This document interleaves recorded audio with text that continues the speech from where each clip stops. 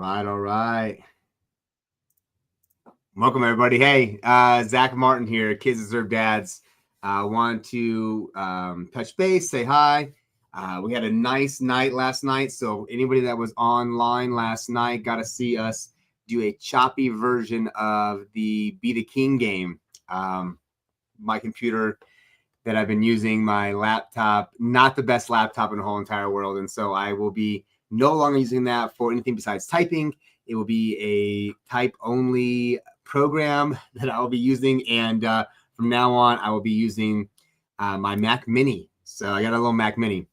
Anyways, that's not what we're here to talk about today. So yesterday we had the very first Be the King game, and what we're doing with this is a progressive raffle jackpot that we are doing in South Dakota and Wyoming mostly at this time, and we're going to bring it to all the states eventually. But there are different rules in all the states that make it a little more challenging to get this started. So we're building this Be the King game.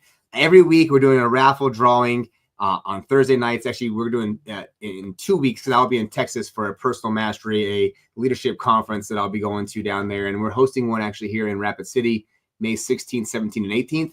If you're interested in personal mastery, leadership, development, getting out of your own way and getting the things that you want in your life, this is the place for you. They're here and all over. So hit me up, though. I'd love to have you come to Rapid City and hang out. But regardless, the Be the King game is what we had going on.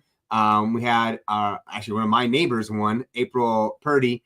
She won. And so today I'll be giving her her money later on this afternoon whenever she gets off of work, and we can get together. So I'll have some photos of that. But today we want to talk about something that's going on. You know, there's a lot of different aspects to this movement of parents' rights, fathers' rights, supporting kids' rights, you know, and all these different players involved in different aspects of making it challenging on families and kids to be in connection and for us really to do what's best. There are a lot of things that have been done for the benefit of the government and the benefit of the powers that be, the people that make the money off of having these conflicts and issues. And so with all that happening, there's a lot of people that are out there trying to make changes and try to do things differently than what have been done before. And so I'm looking forward to the guy I have come on today, Brian Lee. He's coming back. We've had him on the program once before, and we're going to have him on more often. We were just talking about this prior to him coming on tonight, but we were talking about how most people that go through this experience, right? You come into family court and it is a whirlwind of emotional energy, mental anguish, pain and suffering, a lot of difficulties happening around this whole entire process. And it's very challenging. And then you get through it and you get to the end, and most people get to the end and they are like, whoo, I'm just happy it's over now. And I just need to relax. And so most people don't know all the things that are going on. And it's a whirlwind. If you're in the middle of it right now, you're probably overwhelmed and there is so much stuff happening around you. And if you've gone through it, a lot of times people are looking back on this going, I don't know what happened, but I know it didn't go well and it didn't go what I wanted. And son's walking today. Yeah, way to go, Matt. But because of that, we want to give you this education. And so one of the things that we're doing here at Kids Deserve Dads is really providing benefit to people that are going through this experience, talking about what's out there for solutions, what people are doing, how we're going to make a difference in helping families out to overcome this experience of family court, to not only survive the experience, but to come out of it better than you were before going in. And that's really the intention with what Kids Deserve Dads is about, and having information about who's come before you, what has been done, what is being done to make these changes is what we're trying to support with other groups being involved with us. And so today, Brian Lee's coming on. He's been part of the Family Forward Project, and I'm going to let him introduce what they have happening. But it's a really great opportunity where they're going to be in D.C. If you're in D.C. this next week, you can go there and talk to them. They'll be at the Capitol. They'll be doing classes, lectures, drinking coffee, probably eating some breakfast and things. And so you can talk to him, and you can talk to a lot of the people that are working on it, and he'll tell you everything that's coming. So first off, let me introduce Brian Lee to you guys. I hit the wrong button. What's up, Brian? What's going on?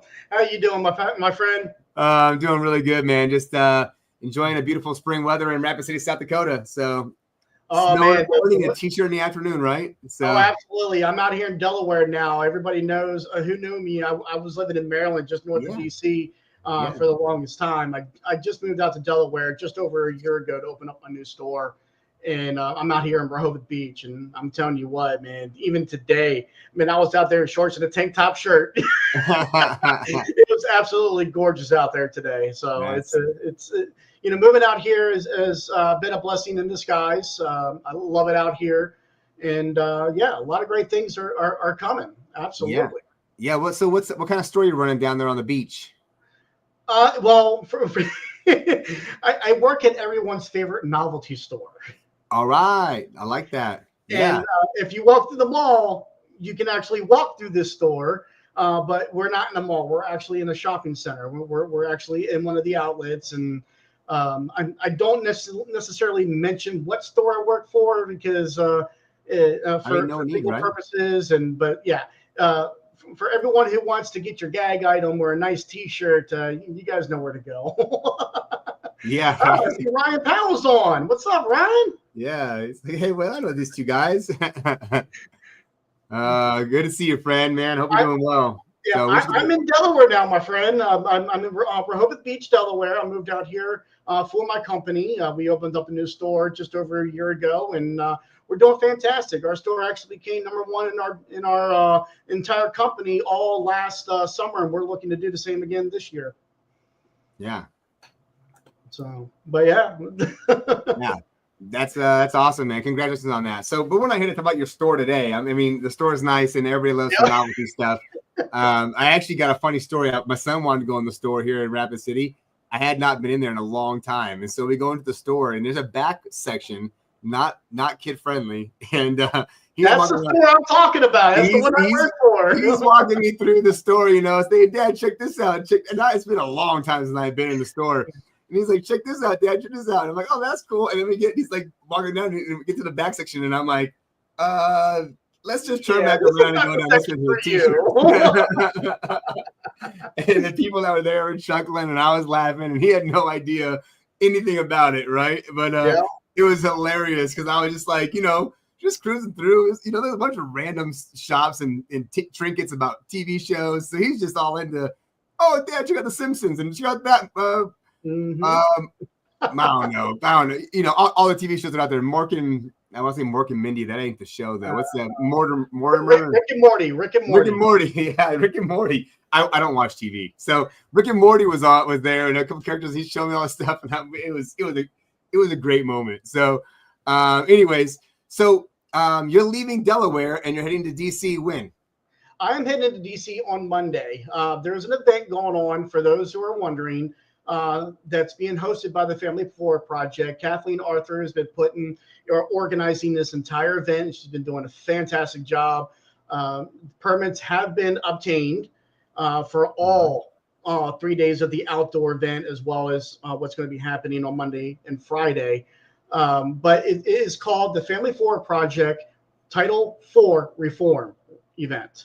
And what we're doing is trying to get legislators and congressmen to understand what's going on within Title IV. We know for a fact that Mark Ludwig and Connie and a bunch of other individuals have been in and out of DC over the last multiple weeks, talking with members of Doge and whatnot. I know Mark Ludwig just, he didn't spill the beans because somehow it got leaked to the media.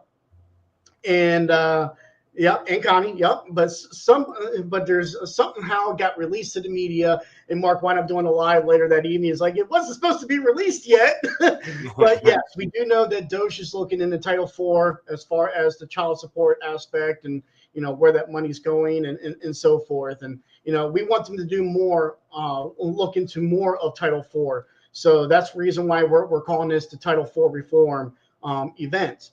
And so on Monday. Before we go into that, I think one of the things that would be good for us to talk about, what is Title 4D? I think there's a lot of new people. Like I said, everybody comes through this every couple of years, and so they're in and out. What is Title 4D? Why is Title 4D reform important? Well, Title 4D deals with the government, the federal government incentive for the state to kidnap our children legally. Mm-hmm. So there's multiple different forms of Title IV. You have Title 4B, Title 4D, Title 4C, Title 4E, And some of it deals with forced adoption, some deal with child support, some deal with the way CPS works. So we're trying to get the entire monster destroyed, but you can only do one at a time. You know, you focus on one aspect, we get that changed, and we focus on the other aspect, we get that changed, and so forth. Unfortunately, a lot of people in this movement, they want things to happen so quickly. You know, they want to hit it all at once. You can't hit it all at once. You have to focus on something small and work your way big. Mm-hmm. You know, once we fix one thing, we'll fix another, then we'll fix another, and then we fix another. Next, you know, the whole system just gets turned around. So yeah, I mean, they didn't build this whole system last year, right? Like they've been building this and putting in pieces progressively for Walter 50, Mandel, 60 years, right? Walter Mandel back in the 70s wrote the first one.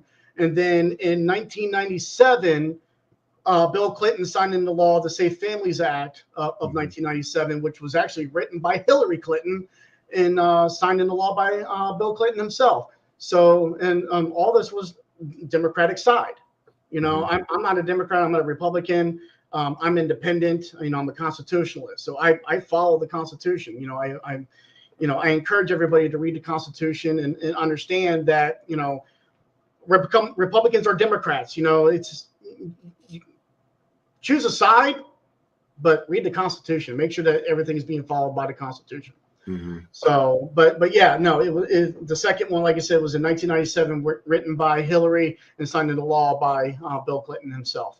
So we know that the Clintons have made billions off the destructions of families, and Nancy Schaefer spoke about it. You know, prior to Nancy's death, and I know we're going to speak to Nancy later on in the show as well. But we know for a fact that Nancy was going to be mentioning the Clintons at a rally, exposing them for their incentives to be able to kidnap children legally. You know, it's child trafficking right there. How does the state and through this program, how do they traffic children legally with this program that they have right now, Title 4D? Well, Nancy said it best. You know, they need merchandise to sell. And when they have forced adoptions, they have to have merchandise, which means our children are the merchandise. So if they have more children in the system that they can forcibly adopt out after parental rights are terminated, which terminated illegally, that the state makes money, and that also the Clintons were getting cutbacks. Other state personnel were getting cutbacks. Judges, caseworkers, attorneys, they're all getting cutbacks. Right. You know, based upon that. Yeah.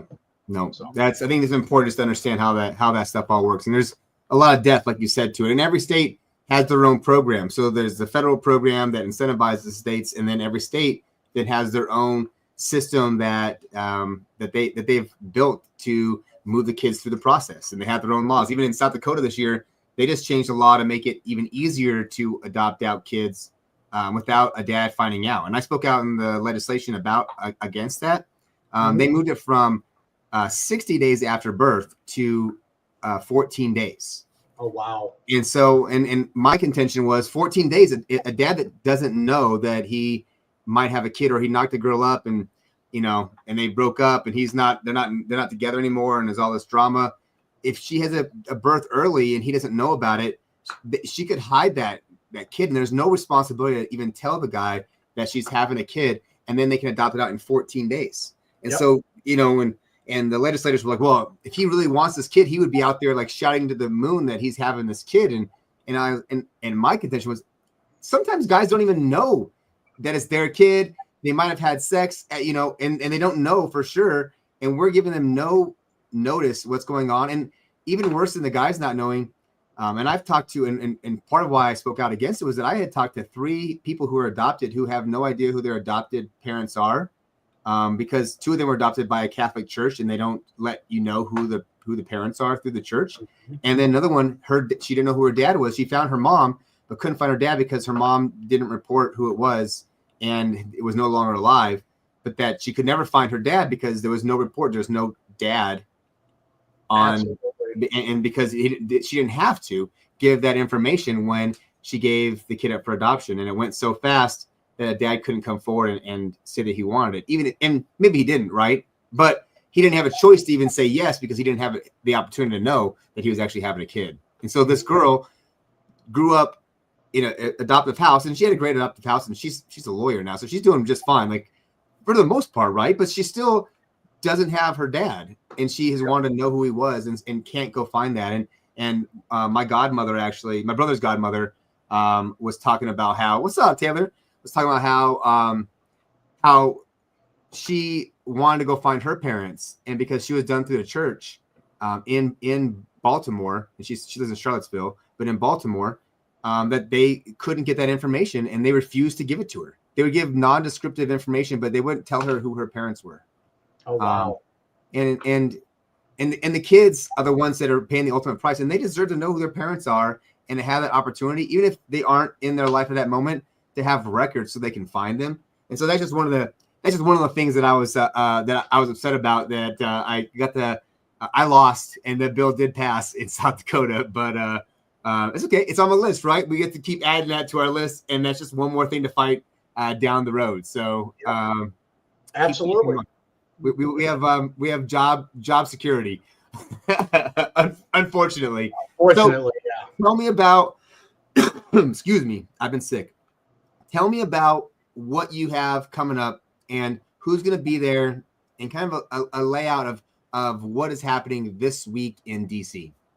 All right, yes. So, like I was saying, the Family Flora Project is hosting an event called the Family Flora Project Title IV Reform. And I've been tasked or asked to be able to provide the sound equipment, as well as the backdrop and stuff like that, the Nancy Schaefer banners, and do what I do best, and run the sound equipment. So I'm more than happy to do so. It's something that I enjoy doing. And not to mention, I'll be speaking at the event as well. So this event's happening through the 7th through the 11th, so literally next week. So if you're able to come out to DC, please do so. Now, on Monday, there's not really much happening on Monday, other than that there's going to be a roundtable. There's going to be some classes. So if you want to learn how to talk to your legislators and congressmen, Connie will be doing that. There's also going to be a meetup at the Kelly Irish Times off of 14th and F Street. So many things are going to be happening there, especially at the round table. You're going to have Mark, Connie, Maureen, Kathleen, James, and several other people at the Martin Luther King Library for that portion on Monday. On Tuesday, Wednesday, and Thursday, these are the big days. These are the days that we're going to be out at the Washington Capitol building on Area 5. So for those who don't know where Area 5 is, if you're looking at Union Station and you turn around, you'll see Area 5. We're literally right across the street from Area 5. Okay. That event starts at 12 p.m. Eastern time, right there on Area 5. I will be there bright and early in the morning, setting up, doing sound testing and everything. We got some singers coming, other artists are coming. We got a lot of great speakers on each day. We got roughly about, I'd say, 8 to 15 speakers each day going to be speaking. For some that many will remember, like Carlos Rivera. Yeah. James Kelly, Mark Ludwig, of course. Who are these people? Like Mark Ludwig's out there. I think people that are in this movement and going through this experience see Mark quite often. He's somebody that's easily found because he's putting himself out there. But Carlos Rivera, I don't see a lot from Carlos recently. So what's Carlos? Who is Carlos, and why is he important? He's been in the shadows, and for good reason. But he's still there. You know, he still helps out anyone that he possibly can. But he's the one that first started doing most of the podcasting, and then I took over. And he was the one that first did the Christmas Marathon. Okay. Back in 2014, I believe. Yeah. And then I worked alongside him. I've met up with him many times. He's been at several events here in DC. He's crashed at my place many times. One of the most famous stories of him crashing at my place. He and James Kelly came down for an event, and the night before, he blows up the air mattress. Well, the next morning we wake up. I go in to wake him up so we can get ready to go, eat breakfast and whatnot. And I'm like, where did Carlos go? Carlos was there. He was just burritoed inside the freaking air mattress because it had a hole in it. Right. All the air went out and stuff. Yeah. So, but yeah, Carlos, great guy. I started podcasting, with him, and, we just went from there. That's how I created RFIRN, right. Which is currently down. But James Kelly, another individual, both Carlos and James Kelly, they're both from New York. Yep. And James Kelly, he's still fighting for his kids. Carlos, his kids have aged out, and he does have a relationship with his kids now, which is wonderful. You know, it just goes to show that there is light at the end of the tunnel. It doesn't last forever. You know, you just got to keep fighting for him. Yep. But so yeah, Jim Kelly's will be down here. He'll be talking about his own situation, as well as the laws that are being broke within the unconstitutional acts that have been done. Connie Rigoli is going to be speaking, of course. Mark Ludwig's going to be speaking. Let's see here. Who else? Felix Torres is going to be speaking. Ben Luna is going to be speaking. Just so many different speakers all throughout the event for the 3 days that are going to be outside. Like I said, Tuesday, Wednesday, and Thursday, the outdoor event will start at 12 p.m. and go until the last speaker is done. In the morning, however, at 8 a.m. to 11 a.m., Connie will be hosting a class at different locations on all 3 days to be able to teach people how to speak to legislators and congressmen. There's also going to be meetings happening all throughout the week that people have already booked with legislators and congressmen in order throughout in the morning time. So at least everybody can be out at the event at 12. On Friday, there is a farewell review the week, you know, everything that's happened. They're going to recap, debrief, and yeah, there's going to be so that's at 10:30 to noon, a farewell review. At noon to 5, legislative meetings, more meetings will be happening, and at 6 p.m. There will be a get together to, you know, give out prizes and stuff like that for those who have gotten the most meetings with congressmen and senators, and other rewards given out as well. So it's going to be a great event. We're looking forward to having everybody out there. Anyone that's able to attend, please come out and join us. You know, there's going to be a lot of great speakers. We do know for a fact that members of Doge will be present during the outdoor event. We also know that there's going to be individuals that are associated with InfoWars are going to be present. Other media sources are going to be out there as well. I'm pretty sure local media, as far as like Fox 5, Channel 4, Channel 7, Channel 9, they're all going to be out there. All this information has been passed along to them. But we have confirmed that both Doge as well as InfoWars will be there. Awesome. That's awesome. We do know that legislators are going to be in presence throughout the event. Who will they be? We don't know. Invitations have been sent to all of them, and we did this on the time that legislation is working. So we were supposed to do it 2 weeks from now, but they're not going to be in session. So we want to make sure that we did this on the time that they were in session. That's so much better when they're in session, right? You actually can go in there and talk to your legislator, you know, make some time, go in there and talk to them and have a real discussion. And then they can come and be part of the event. If they're interested in that information, they can get more. And there's more people there to support with that. So it's a great opportunity. If you can be in the area, make sure you get down there and say hi. Make sure you go and support and go talk to your legislator. If you're in DC and they're in DC, you should go in there and have a talk.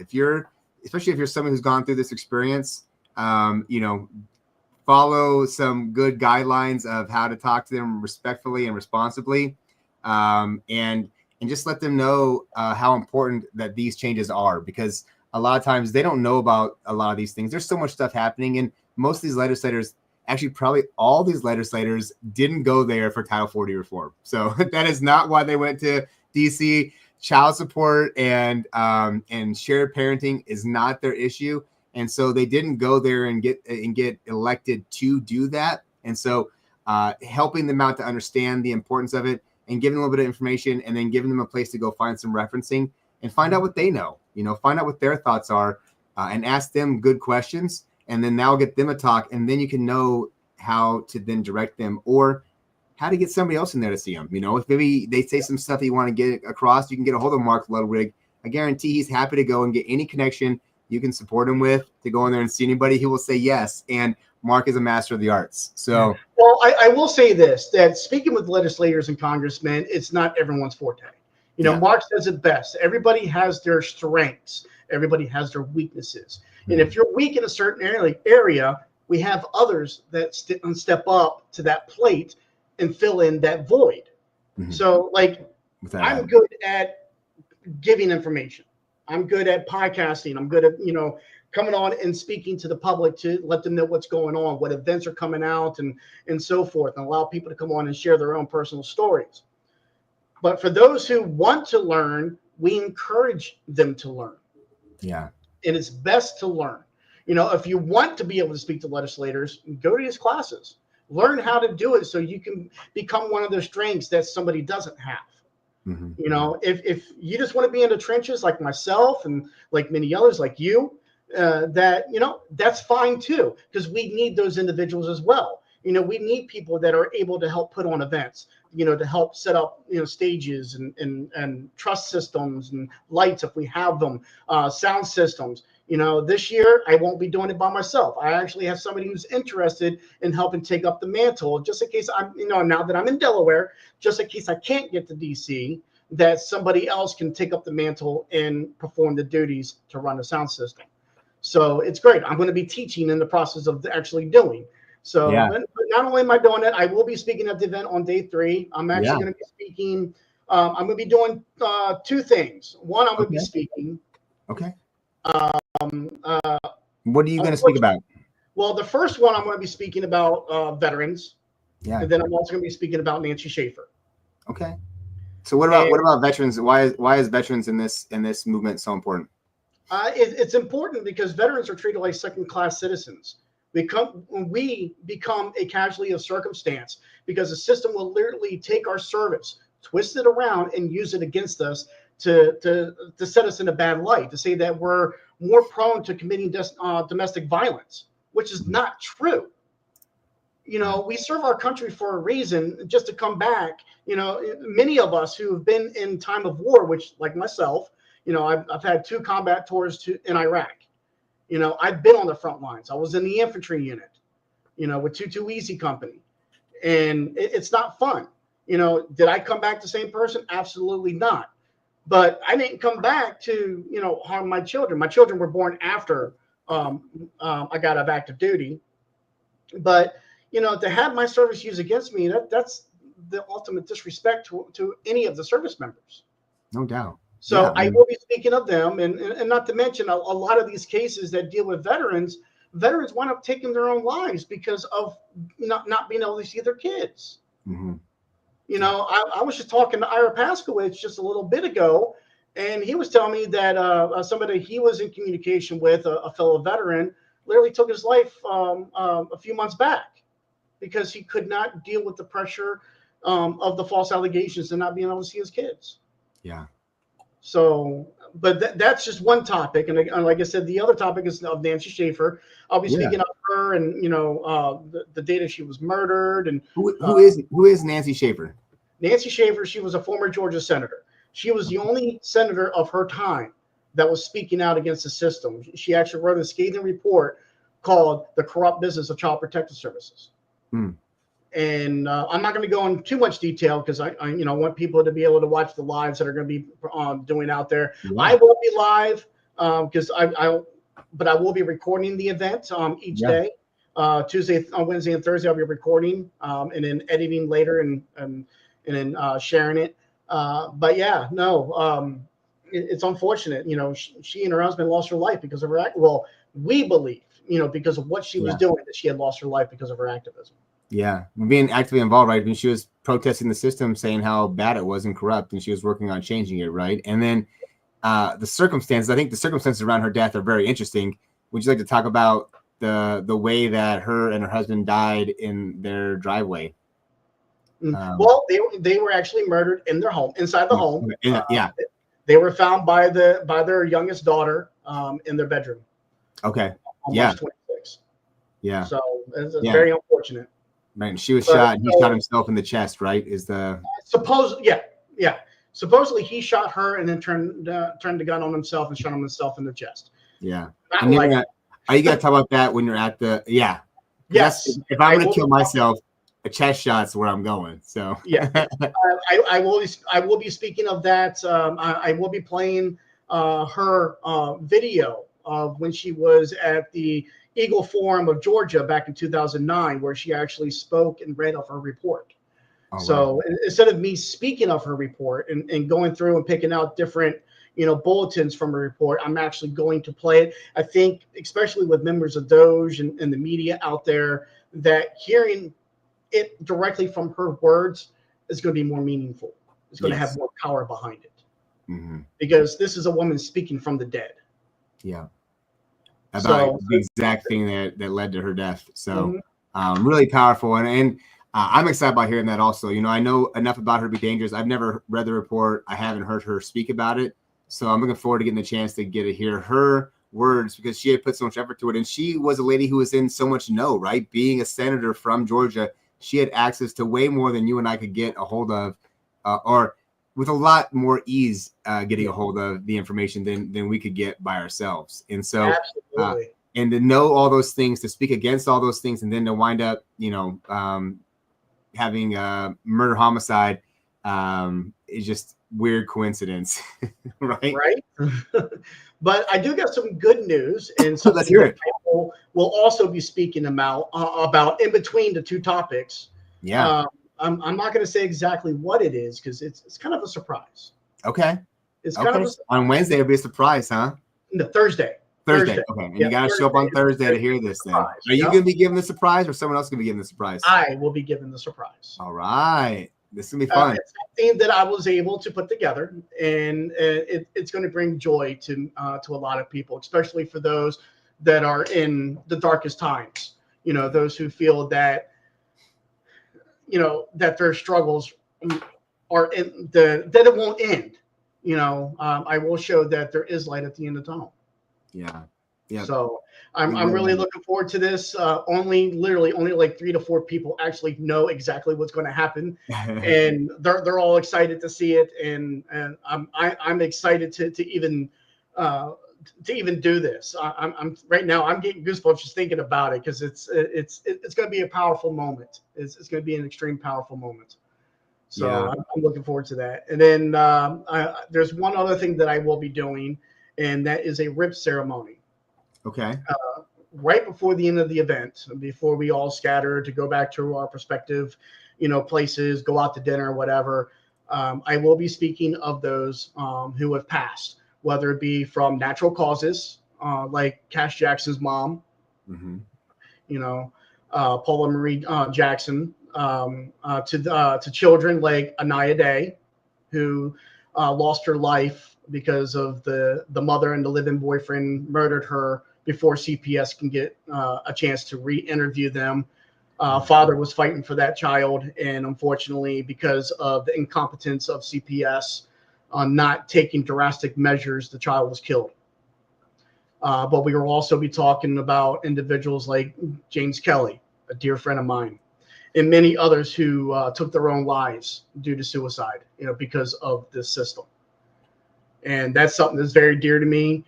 And Stephen Ball, my co-host of RFIRN, he actually created the prayer, which I will be reading. He's also sent a message that I will be reading directly from. And we're going to be playing taps, as well as playing Amazing Grace in honor of those who we've lost along the way. Yeah. So including Nancy Schaefer. Yeah. So I've had a few friends that have taken their lives. Mostly had that happen before I went through my own custody battle, and didn't realize the pain that they were going through and the difficulties they were faced with. And then as I did go through it, I got to reflect on a couple of my friends that had died and their experiences, and just to know that they were going through something probably very similar, if not worse, and obviously something beyond what they're capable of accepting for their life in those moments. And really sad that a couple of my friends went through that and chose to have that be their way out. So, and I think it happens a lot. I was talking to a veteran about a veteran suicide group out here. We're talking about veterans, and they were mentioning the idea, like 22 a day committing suicide and stuff, and Yep. we talked about how many of those are dads. Till Valhalla Project. I don't know if anybody know what Till Valhalla Project. Yeah. DCEP.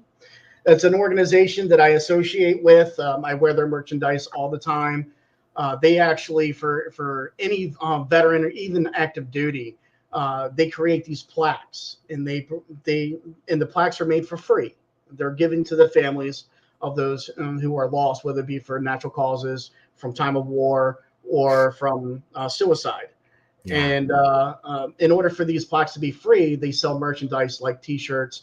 They got tumblers, they got bracelets, and so forth. And a wonderful company. They're based out of Florida, and they actually hand deliver these plaques. They don't send them out. They hand deliver them. Wow. They will literally. There's if anybody, if you're on Google and you search up Till Valhalla Project, you can literally, it shows videos of them going to homes, and it's amazing on the work that they do. Wow, that's pretty incredible. I mean, I've heard of them and stuff. I knew they had the shirts, the clothing lines and stuff. I didn't know what they do with that necessarily. So that's a pretty incredible story. And I feel like there's just not enough information being brought out there. You know, I live in a town, and the town that I lived in before this, where there's a huge military base in both of them. And there's just huge opportunities where this stuff happens.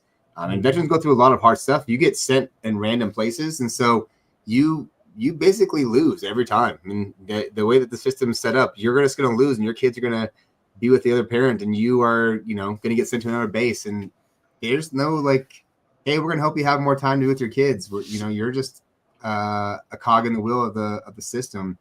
And and so it's really challenging, and it's a very difficult place. And with no fault divorce and divorce being so supported, and these accusations being so readily used and allowed without any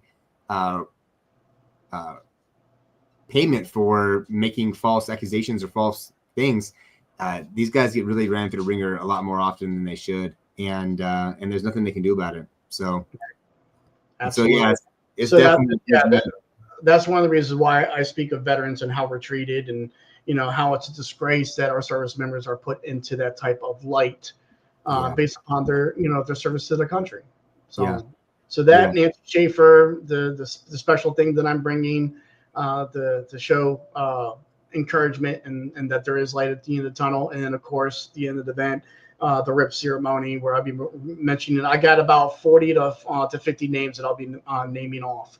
Wow. And I posted it out there on social media a couple weeks ago for anyone who knows anyone who was a huge supporter of the family law reform movement, or had taken their own lives due to suicide because they couldn't deal with the system anymore. They couldn't, keep from not being able to see their children. That they could mention the individual's names in a comment, and then I would read their name at the event. So we still got a couple days. We still got a couple days here. Time is clicking. So if you want that, if you know somebody, you can reach out to me on Facebook, and you can reach out to you. Awesome, my friend. Reach out to me. Send me a message. I will pass it on. I can text Brian easily, and I already have him on Facebook, but you should go add him anyways. Yes. He's one to add and add his show, because I think he's been talking about bringing the show back now that he's in a place and things are settled down. So that's a wonderful opportunity to just hear more information and more support from different people that have gone through this. He's got the Christmas event that comes up every year where he does a full-on Christmas event, and people come on and talk for a while. Yep. I talked in it last year. It was we didn't do one last year. I was not in I wasn't in the capacity to be able to do so. Yeah, it's a lot of work, right, to put all these things on. It does. It takes a lot of work, and it's just with everything that was going on. I was still recovering from my e-bike accident, which I got a plate in my left wrist. My pinky is still broken. I can't bend it. E-bike, man, that's dangerous. Watch out. I got a nice scar above the right eye where I had about 9 stitches on the outside and about 15 on the inside. Holy smokes, man! What happened? What did you do? I was actually on my way home from work, and I was going through a construction site. And once I passed it, I was trying to get back up on the sidewalk, and there was about this much gap between the sidewalk and where the pavement, because it was unpaved. Yeah. And so I was trying to get back on the sidewalk, and my tire, I hit it dead on. My tire hit it, stopped, and I went over. So if you've ever seen a basketball get stuck between the rim and the backboard, yeah, that's what happened. No. and I just went flip, and I flipped over it. All I remember is the lady that was behind me and the guy that was behind her both stopped, and they're like, "Are you okay?" I'm like, "Yeah, I'm fine. My left wrist is broke." I'm holding it like this. Is it right, pinky? Broke again, whatever. And they're like, "Well, how's your head?" I said, "My head's fine." He goes, "No, it's not." I'm like, "Why?" He goes, I feel blood dripping out of my face. He goes, "Man, you got a nice gash above your right eye." Right. And I was like, "Yeah, it's just a flesh wound." You got some But, super glue? I'll put some super glue on it. I'm good. I'm fine. yeah. Now they're like, "You want us to call the ambulance for you?" I'm like, "No, just call my boss. He lives right up the street." So he came. First thing he checked for was concussion. I wasn't concussed, but we folded up the bike. It's one of the ones that you can fold up. The only thing that happened to the bike was a couple of scratches on the end of the handlebars. Right. Huh. That's not right. A couple scratches and you got jacked up. Getting stitches, plates put in. I got scars everywhere. Like, So they were thinking that they would have to put me through emergency surgery that night for my left wrist because it literally, for those who have seen the pictures on my Facebook that I posted, even the surgeon's like, "How did your bone not come out of your wrist?" Because man, it broke straight through. My left wrist was literally hanging below the wrist. wow. So that's wild. yeah, I got lucky, but yeah, I'm still in recovery mode. I'm hitting the gym a couple times a week. Yeah, good. Me too. So what's the benefit you get out of going to the gym? How does that support you in your life? Well, one, gets you back in shape because I'm kind of out of shape. I'm not in the same shape that I was when I was in the military. But hey, if war ain't going to kill me, neither is obesity. No, both of them can kill you. Both of them can kill you. But yeah, no. In order to continue my therapy, because at the therapist's office, there's nothing more they can do for me. I've gotten to the point I can't, like my right hand, I can make it flat. My left hand, I still can't. I will never ever be able to make it flat again like my right hand. It's just because of the way the plate is.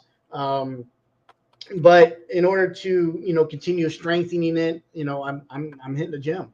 I'm doing the dumbbells and everything, and to get me stronger, so I can start getting back up on those ladders and getting putting stuff up high again at work, because I'm still somewhat on light duty, but not really. They still don't want me up on ladders, which is that's fine with me. But I'm back on the bike. I ride the bike everywhere. Every now and again, if the wrist gives me problems, I'll just put a wrist brace on, and I'm trucking. So everyone's like, "I can't believe you got back on that e-bike." I'm like, well, it's just like when you get bucked off a horse, you get right back on it and you continue to do so. Don't let that stop you. Just like the family court system, when you're fighting for your kids, don't let their negativity draw you to the point to where you're not going to want to do anything. Get back on that horse, continue to fight, and move forward. And like I said, this does not last forever. Look at Ira Paskowitz, for instance. He's got a wonderful relationship with his daughter now. For the longest time, he didn't have that relationship. Now he does. And now he's also involved in his granddaughter, which is fantastic. Right. They have that long game, right? Being able to stick through it, even through all the alienation and all the problems that they had, and then be there and stuff. And so, yeah, just having that opportunity to go through that and stick with it. Like, I mean, one of my friends like Philly Slim, right? Being alienated from his kids. Wonderful individual. Dude, I love Philly, man. I talked to him. I haven't talked to him today, but usually I talk to him.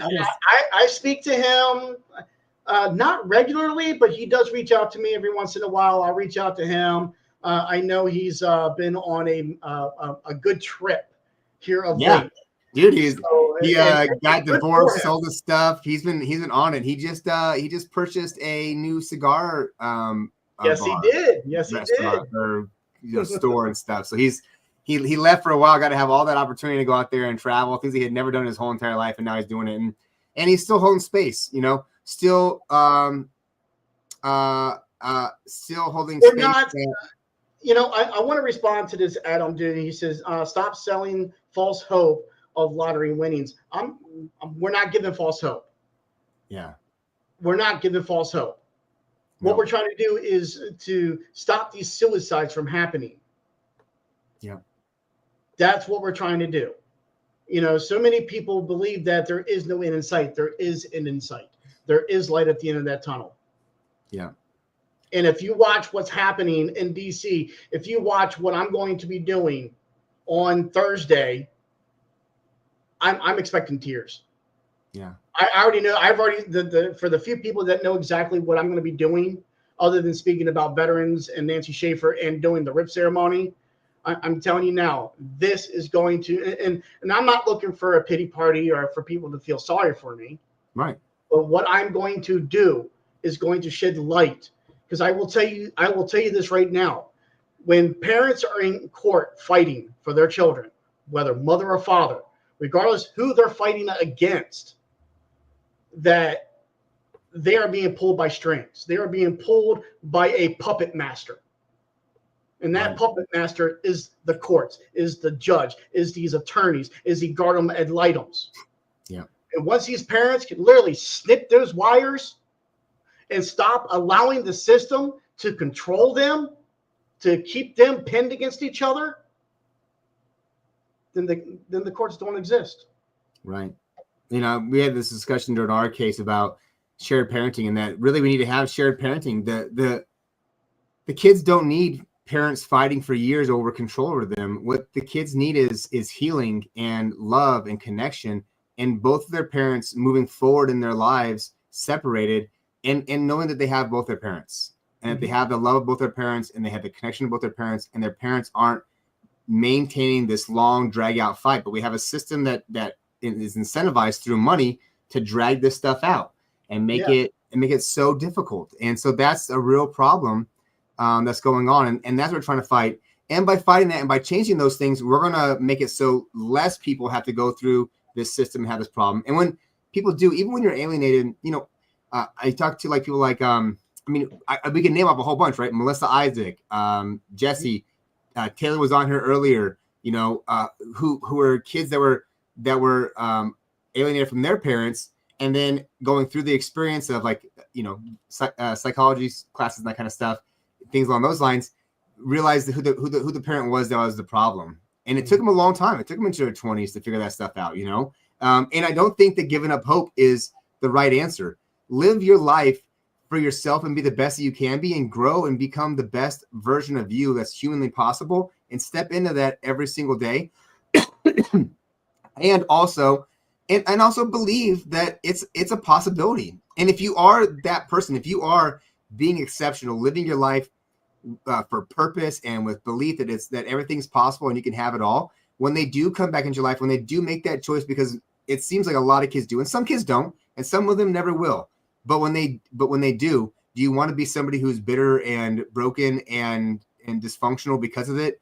And do you think your kids are going to want to stay around and hang out? Or if they see you going through this experience, becoming a better version of yourself, and they're like, damn, Dad, Mom said all these things about you, but you're a beast. You're out here busting your butt. You're achieving things in your life. You have a huge heart, and you're just here to love on us and support us. And when they come back, when they find you and they're in that moment, they are going to choose in and want to be there with you the whole entire time. And that's what this is about, is putting yourself in a spot so when that moment does happen, you're prepared to take advantage of it, because it's not just luck, it's preparation. Well, look what's going on across the U.S. right now. Mark Ludwig has said it best. Things are changing in states. Tennessee just had a big one. There's so many other states out there that are starting to make change. And I love what Logan just said. Right. That it's not. It's going to take time. Unfortunately, man, nothing's changing overnight. It is not. As much as we want it to. It's impossible for it to change overnight. We have to go after certain aspects. We start out small, and then once we get that small, then we go to medium, and then once we get that medium level, we go to the large level. Once we reach that large level, we go to the extra large level, and so forth. We are getting change. It's not going to be as what we wanted at first, but step by step, we have to take those steps. And we got legislators now. One from Tennessee that was actually just posted. Mark Ludwig posted it not too long ago of the legislator talking about how he was a victim and that he's talking about how change is needed in order to get this done. Yeah. So yeah, Ryan Powell posted about him a couple of times and stuff. I've seen him from, I think it's from Memphis, and like a couple of news articles and stuff of him talking about his experience. And we need more of those people. Like, and unfortunately and fortunately, more and more of those people are going to be in a place where they are in this powerful spot to make these choices, because it is so prevalent nowadays that people are going through this experience that you can't dodge them anymore. Even if they're successful, they're still scarred by the experience of family court, of losing a parent, and not losing a parent to like a motorcycle accident, but losing a parent to unfortunate circumstance that the other parent doesn't want to share. And the judges don't want to do any creativity. They just want to go to the least common denominator because that's what the guidelines say for their state. And so if we just go with the guidelines, I don't got to think about anything because it's just the least common denominator, and that's what they go with. Yep, absolutely. So yeah, that whole comment about giving false hope, I'm sorry, I disagree with you. You've got to give hope out there. Yeah.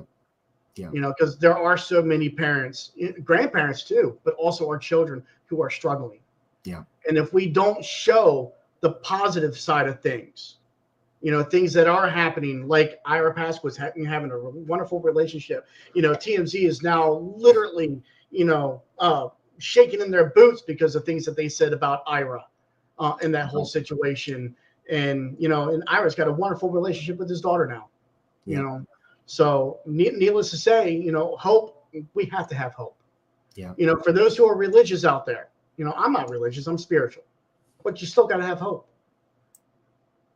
There is light at the end of the tunnel. There is no ifs, ands, or buts about it. And like I said, pay attention to what's going to be happening this week in DC. If you get to watch the lives that individuals are going to be doing. Now, I won't be live because my laptop won't support the internet with everything else that's going to be going on as far as recording and doing a bunch of other stuff, which I will be recording the event from 2 separate webcams. One's where it's going to be able to zoom in. The other one's going to be the outside view. But yeah, there's going to be a lot going on. Like I said, I'm running the sound equipment, and I'm going to be speaking on the last day, not once, but twice. So, and showing something of unity. So yeah, it's going to be great. I'm so looking forward. I'm so excited. This is going to be the best event that we've had out in DC ever. Yeah. How many years has this been going on? Is this the first year this is happening, or? What do you mean, the Family Four Project? Yeah. That they've done this. No, we actually had an event back in 2022 that happened on the Washington Monument. Okay. So, Of course, we've had the Million Parent March with Cash Jackson. We've actually done 2 marches out there with Cash Jackson in charge of that. I've also done events out there on behalf of Nancy Schaefer to continue her legacy, to keep her legacy alive. Because many like us, we believe that she was murdered. That it wasn't a murder homicide. It was a murder-suicide. I'm sorry, it wasn't a murder-suicide. It was a murder-homicide where somebody came in the home, shot her, and shot Bruce as well. All kids need their fathers just as much as they do their mothers. This is the reason why the world is the way it is now, because of fathers not being able to be fathers. In a way, yes. We do know that moms are now starting to face the same scrutiny as fathers are. Now, yes, fathers are more prone to deal with the situation, but moms are now too. But, you can't just think about moms and dads. What about the grandparents? Right. What about the aunts and uncles and the cousins that get to miss out of meeting their loved ones, because they're being hidden from them. So they're way more involved in it than just that. Yeah. Well, and I see like a lot of, and most importantly, man, how about the kids that are going through this stuff, man? The kids are just being like, they're helpless victims. They don't even have a chance to go to court to talk about what they want or what's going on and how they feel. They're just stuck. Like, you don't get to see your parent, and then you can only see him for these couple hours, and we're going to have all these things. We're going to make you go to this special building and sit in this 9x9 room with somebody watching it in the corner. There's all these things that go on, and our kids get forced into the stuff without any thought about what really is what's best for them. we just have a system that calls it best interest because it's a really nice government slogan. And our government is amazing at making great slogans. They may do the exact opposite of whatever it says, but man, they write out some really nice things like best interest of the child sounds so good. And when you hear them say that, well, our system's about the best interest of the child. Well, then, I mean, what else could you ask for? Except for when you actually look what happens, it's the exact opposite, but but it says it. I want to speak to Daniel for a second. Yeah. Because his comment right here, he's at his wit's end and doesn't understand and doesn't make sense to keep going. Brother, I've been there. I can't tell you how many times I've been there. 12 years I fought for my kids. And I can tell you now, that pain will never, ever go away because that's time that, being kept away from your children, you'll never get back. However, when that time comes, and trust me, that time will come. I'm speaking from experience here. Yeah. That time will come. Well, either your child will reach out to you or that other parent, the mother, will reach out to you and be like, we need change. I'm speaking from experience on this. And we got a lot of success stories out there where children have, reunited with their parent. Just prime example, I actually spoke, this is after a hearing that I had, I want to say it was, 2010, 2011, where I was actually at the Buffalo Wild Wings. And I was there with another father that had a case before mine. And we both decided to go out and grab a bite to eat after our hearings. And, we were sitting there talking. The bartender, a female bartender, was literally behind, listening to our conversation. And she interrupted. She goes, gentlemen, I hate to interrupt because, I've been enjoying your conversation, that I've been hearing. Can I tell you guys something? And we're like, absolutely. What do you got for us? Well, she goes, for 21 years, she was alienated from her father. She was told this and that by her mom, that her father was a drug addict and blah, blah, this and blah, blah, blah, that, and that he didn't want nothing to do with her. Well, it turns out he did. She reached out to him at 21 years of age, and they met face to face for the first time. And she's like, why weren't you ever there for her? And he was like, what are you talking about? I was always there for you. I was fighting for you tooth and nail. I went to court day in and day out trying to be able to see you, to be a father to you. But because of your mom and the court system, it was impossible for me to be able to do so. And after that conversation, after that meeting that she had with him, she had another one and another one. And she asked to see, documentation of him fighting for her. And he was able to present that to her. That day, when she told us this, she was 23. So it was 2 years after she actually had her first meeting with her father. She has a wonderful relationship with her father, but didn't have nothing to do with her mom. Yeah. The truth will eventually come out. And when that time comes and your child comes looking for you, they're going to need you. This is the reason why it's so important to keep fighting, to not do the unthinkable. Right. And no matter what, you have a life for yourself, right? Like there are other people that you're associated with that need you also. And eventually you're going to come around. One of the things that I tell a lot of people to do when they're going through this stuff, especially in a spot where you're not getting to see your kids and not being involved. And I had a moment, my time that I didn't get to see my son was not nearly as long as a lot. And I'm blessed for that. And any amount of time is extremely painful and hurtful and a tough thing to go through. And when my son was born, the day he was born, I started a journal, an email journal that I sent to him, and I would journal to him. And so as I was going through this process, going through my struggles, I was talking to him about all the things that I was doing, the things that I was committed to, how I was stepping up, what I wanted for his life, how I was working for myself to make myself better and to grow so that I could give to him the life that he deserved. And that I was committed to improving myself and putting myself in a better spot each and every day. And I would talk about it, the things I was doing, the things that I was doing for him when I got to see him, our time together, our experiences. And so he has this great journal about all kinds of random stuff, little kids, things that they say, but also I talk about my pain, the hurt that I was in, the difficulty I was going through, and the trauma that I was feeling, and it helped to release it.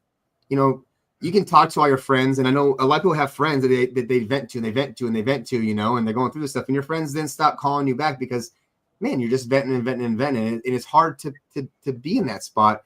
And this is a safe place where you can put all your feelings out there, you can express yourself, and you can give a recount to your kids, and you can let it go, because absolutely holding on is hurting you, and letting go and surrendering to the experience, and that this is life, and it is what it is, and that you get to just move forward, and you get to make the choices each day. How are you going to find your path? And I think one of the things you're talking about earlier, the gym, right? You're back in the gym. You got like 47 stitches and 5 plates in your body from the scooter accident. Just one plate. And but that gym, like, right, it heals it heals your mind and stuff too, right? That physical exercise. Well, not only that, you have to find a hobby. And for anyone out there that's struggling, who feels like there is no end in sight, you have to do it for yourself. You have to do it for your kids. And I'm sorry, Adam, but your comments, they're very negative, and it's not showing I understand the pain that you're facing, but don't force that onto somebody else, please. Yeah. Because what you're doing is very negative, and I do not appreciate it. And I know you don't. I know Ryan Powell doesn't. I know Mark Ludwig. I know many others would not be appreciative of that. We need each parent that are going through this to stay alive, to help fight us, to help fight to get change in the system. Find a local group in your area. Get with them. But the one thing that I tell everybody is, yes, you're going to focus on this a lot. Don't. And the reason why I tell you that is because you need to find a hobby. You need to find something that you enjoy doing. Work on yourself, because if you don't, you're not going to be able to be there for your children when the time comes. I picked up gaming. I'm a streamer. I stream on Twitch, and I found joy in streaming. I don't bring the family law stuff to that. Why? Because that's my fun time. That's my zen time. That's my way to woosah. And I play with a lot of other different streamers. Yeah. So find a hobby. Find something that's going to help take your mind off it. And I know it's easier said than done, but you have to find a middle ground. Yeah. Because when your kids do come, when that time comes to where you can't be that parent, you need to be able to be that parent. Yeah. And they're going to need you. So, yeah. And you only get to do this thing one time. I mean, no matter what, whether they come back or not, it doesn't matter. Like, you're here in this experience. How do you overcome those feelings and that pain and that hurt and find a way to live with purpose in yourself? How can you use this tragedy of your life to empower you to go out there and make a bigger difference and be the wave that needs to be the change? And using this as motivation and fuel, not as woe is me, but okay, like, I'm put here and I've been in this spot. How can I take what I'm feeling, because I'm not the only one? How do I take this and utilize this to go out there and bring about a bigger change? And I think that's why, like, Brian's in this movement and I'm in this movement. You talk to like guys like Mark Ludwig. I mean, everybody that's in this movement is somebody who's gone through all of this hurt and this pain. You go down the list of anybody that's out there talking about it all the time. They've been going through this, have gone through this, are in the middle of this, and that they are fully committed to being the change, whatever it is they can do, because they don't want to have any other kids going through this. They don't want any other dads being in this spot, any other families to have this kind of trauma forced upon them through a family law system that's out there dragging people through the mud for financial gain. And so these people are all committed to it, and they've taken the pain that they've been through. They've taken the hurt that has come into their life and said, I'm not going to just wallow in this. I'm going to use this as fuel, and I'm going to take this energy and I'm going to reposition it in a space where now I'm giving back, and I'm taking this on with a power and a gusto to go out there and do something that they wouldn't have done in their whole entire life if they weren't have been put in this spot. And you guys can do that too. And it may be different. Like Brian said, Brian's not the guy who's going to be over there, knocking on the senator's door, having those full-on discussions, right? Although Brian definitely is capable and could be that guy, but he likes doing the techie stuff and being part of it and helping it out, right? So he's doing that section because that's where his skill set is, also how he can be part of making this movement more impactful and make change come faster. And then we all get to go out there and do stuff. How can you leverage what you got to go out there and be part of this change? Everybody, every nonprofit in this mission that's out there, they all need support. We're not all rolling in dough. We're all broke or mostly broke, like you are. And how can you help us out? How much time can you donate? Some time? Can you ask friends to sponsor? Can you do things like that? I will say this, because podcasting, I know my show's been down for a couple years, because the transition to moving from Maryland to Delaware and, trying to get buy my first house, hopefully by the end of summer, if not by the end of the year, thanks to the help of the VA. But over the years that I've done the Christmas Marathon, that I helped Carlos Rivera do this when he first started it, and I took over the reins because he couldn't do it no more. With Stephen Ball, and we've had you on the show. We've had multiple other people on the show. I will tell you this: I've had multiple parents out there. One in particular that I want to mention because he actually wrote a book. His name is David Grove. He's from Florida. Oh yeah, love Dave. Yep, he wrote a book about his own personal experiences, and in his book, he actually mentions me in R5RN. Why? Because during a Christmas time several years ago, he was in a very bad light. He was on the verge of ending it all. And then he came across the Christmas Marathon, and he goes, that saved his life.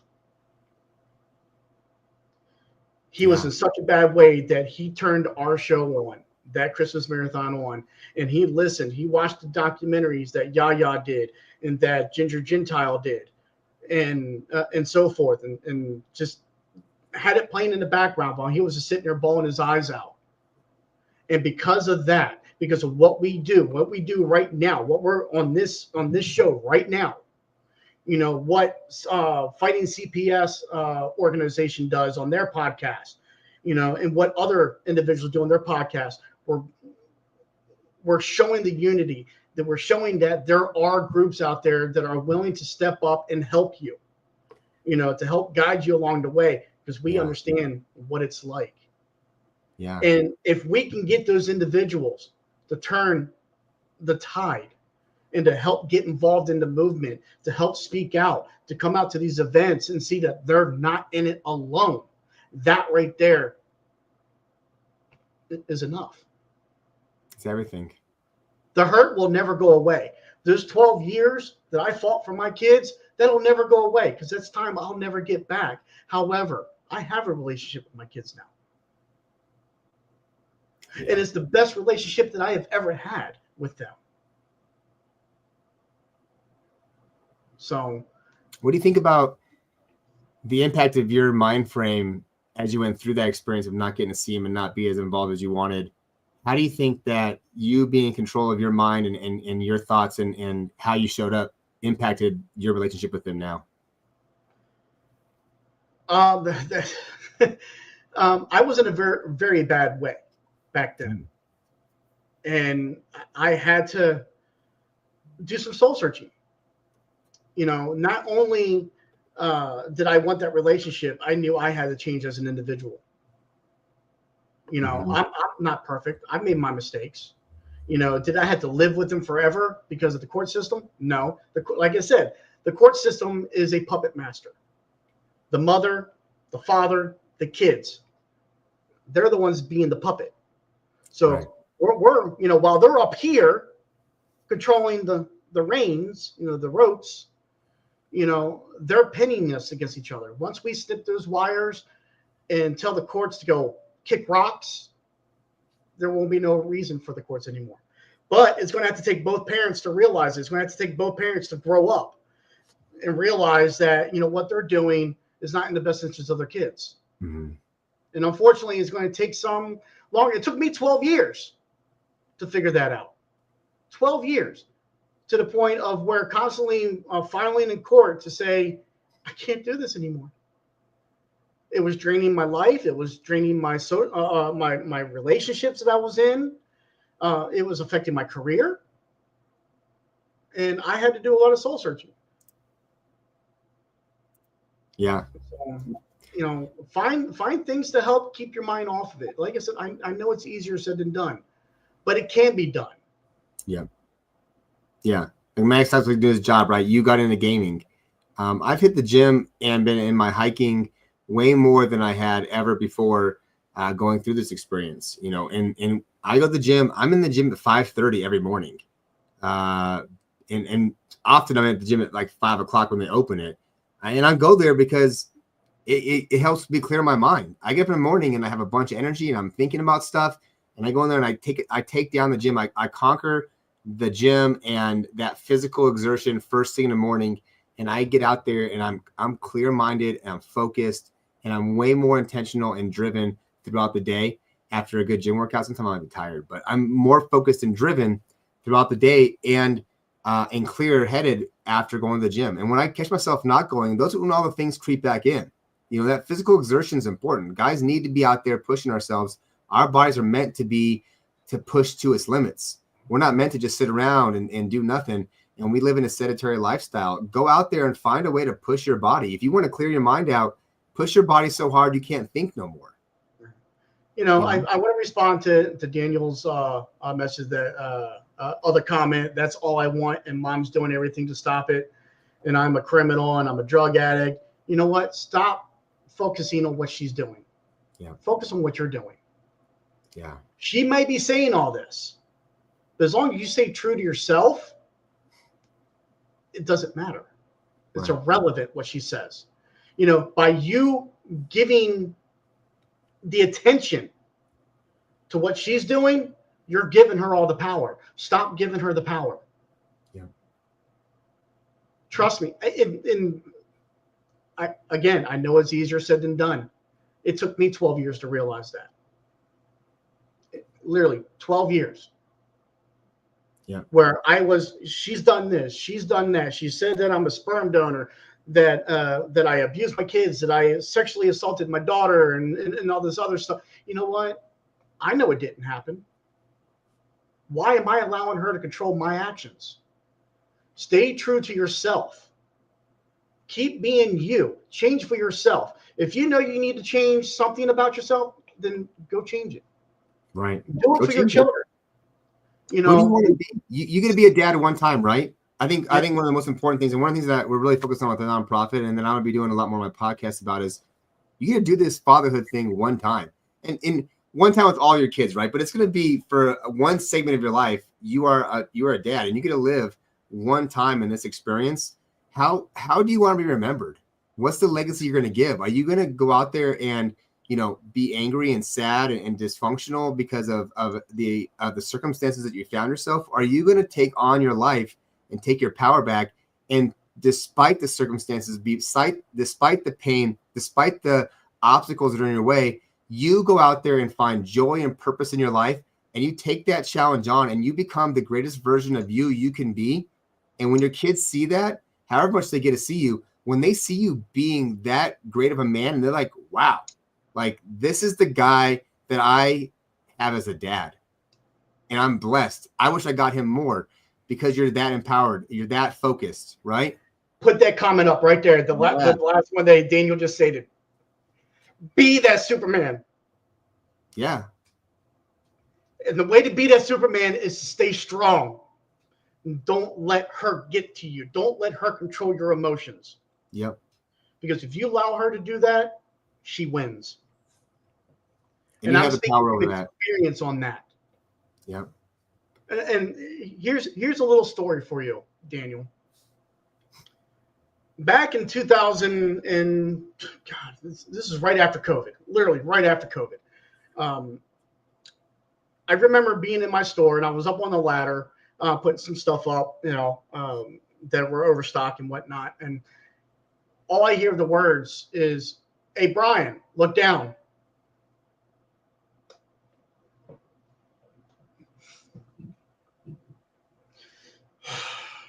Tears me up every time I tell this story, because it's the emotion is so real. all I remember is how I didn't even know how I got down off the ladder. But I embraced my daughter in a big hug.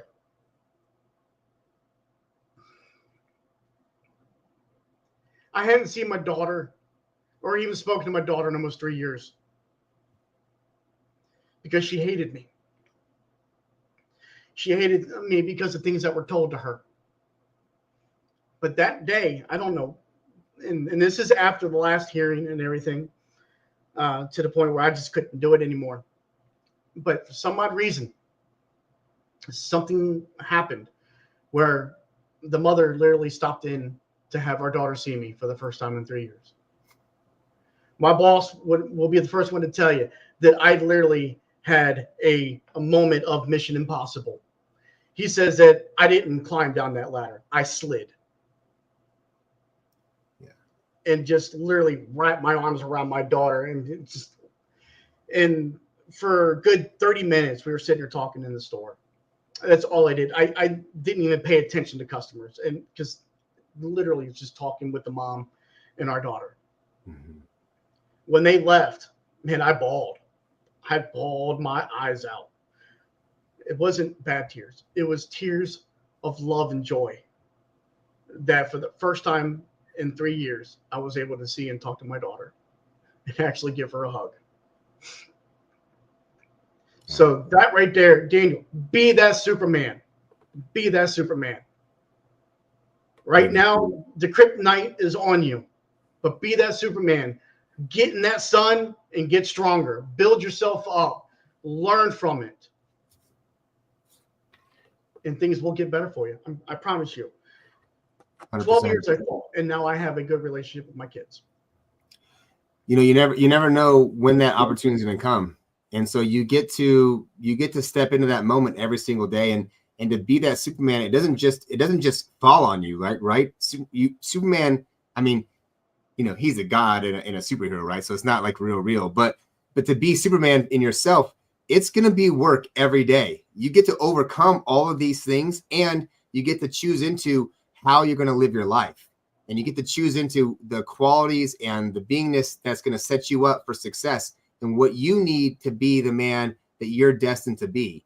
And that's what this is really all about. And that's how you be that Superman. When they see you, they know all the stuff you've gone through. They've seen it. They're watching you go through this experience. And when they see you do this and they see you overcome over and over again, and they see you elevating your life despite what's happening, because you're so committed to being in this experience and you're so committed to being the dad that you're called to be, that they are going to see that, and they're going to know your heart, and they're going to know the character of the man that you are. And that's when your kids are going to be 100% right there on your side, completely in love with the man that you've shown them that you are by the beingness that you've chosen and the qualities that you stepped into to do the things that you're called to do in your life. And whatever that is, but do those things and do them well. You know, learn about what it takes to be a good dad. Learn about your kids, you know, learn about that stuff and really focus on getting yourself in a place where you can be everything for your kids that you want to be. And think about it. You know, think about who you want to be. Think about how you want to show up. What do you want them to see from you as a dad? How do you want to be perceived? And then make that choice in all your moments to do that stuff. If you don't want your kids to see you as a drunk, stop drinking. Mm-hmm. You know, if you want your kids to see you as somebody who's in shape and can do stuff, then get in shape and go do stuff. And when you have them, be focused on taking them out and doing things with them.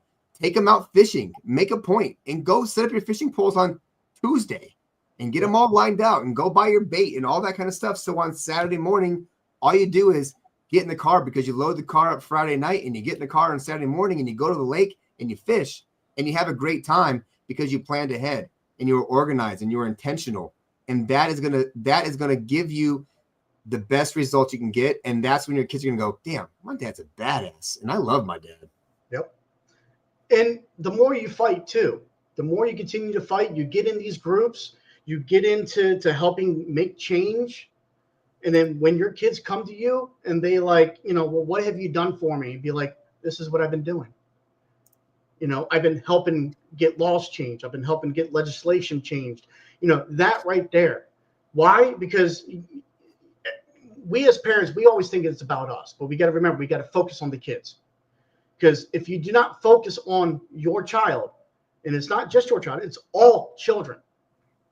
Once we get system change, because we do not want it to happen to our children.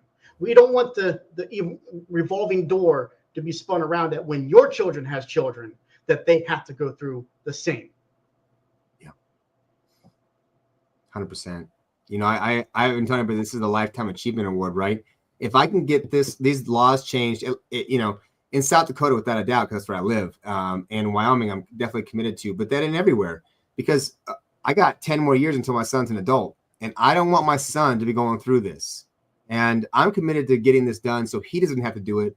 And in turn, it's going to be for everybody else also. And I go and do this stuff. There are people, Jonathan, in PA working on this stuff right now. I could probably think of a couple of different people, and I'm going to not say a bunch of names off the top of my head, but I guarantee Lawrence DeMarco is working on this stuff. And I got a few other friends in PA that are working on this. And I think there was actually a bill that was proposed at least last year for sure, but I thought there was a bill this year in PA about shared parenting. It's out there. Go get involved.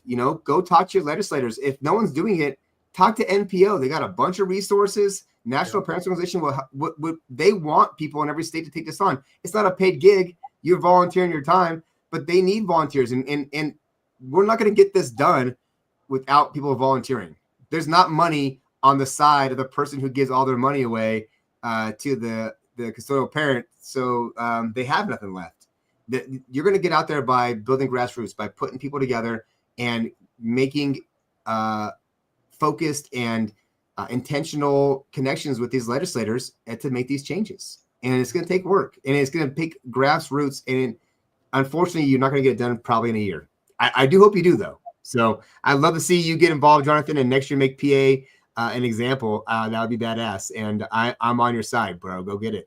I'm hoping with your comment, Jonathan, that you can't wait for it to happen for you one day. Well, I hope it happens for everybody one day. Mm-hmm. I have a relationship with my kids. I get to see my kids whenever I want now. I get to talk to them. I get to play video games online with them, because they still live in Maryland. I live in Delaware. I get there as much as I can, depending on work, of course, but my kids are in high school. Matter of fact, my son wants to follow in my footsteps. He wants to go into the Marines too. And man, I tell you what, when I found that out, and I'm like, well, what do you want to do? He goes, I want to go Special Forces. And I'm like, God, not the infantry. I was like, please go, not the, because I was in the infantry. I knew what it was like, and I seen Time of War. I'm not saying that when he's in, that he'll see Time of War, but that chance is there, and I just didn't want him to go through the same things that I went through. Yeah. So I started putting in his mind things that that he enjoys doing, like flying drones and stuff like that. I'm like, there's other different jobs. You can still go Special Forces, but you can go into like communications or operations or something of that nature and still do Special Forces. Right. So, but God, man, when he told me he wanted to follow my footsteps, and that made me proud. Yeah. I was a proud father. When I saw my daughter graduate or do her promotion ceremony from 8th grade going to ninth grade, man, I was so happy to be there. And I sat right next to their mom. Yeah. Why? Because it's not about us. It's about them. Damn right. I sit next to my son's mom. We go to Christmas program. I save her seats, man. I saved the seat for the last 2 years. And I get there early, and I get a front and center seat. And I save her a spot, and then she sits right next to me. You know who's got a huge, gigantic smile and is looking at the same spot the whole entire time? My son. Yeah. Tickled pink. He loves it. He loves it. I offered to take her, and I think she's taking me up on it, to the 4th of July in 2026 because it is the 250th. And so I am guessing Donald Trump's going to throw a hell of a bash, and we're going to have a monster party in D.C. on July 4th, 2026, and it will not be my year. And so I'm taking his mom, and I'm letting her and him stay in the same hotel room. And I am taking them to DC so we can go have the experience watching the fireworks on the mall. And it's not my year. And so how do I get to have this happen? I'm going to pay her child support, and I'm going to pay for her to come out there with me, because it's so important for me to have that experience to be with them, and that we're building that connection, and we're showing my son how you can overcome these things. You know, he sees us doing this stuff. We sit together at wrestling tournaments.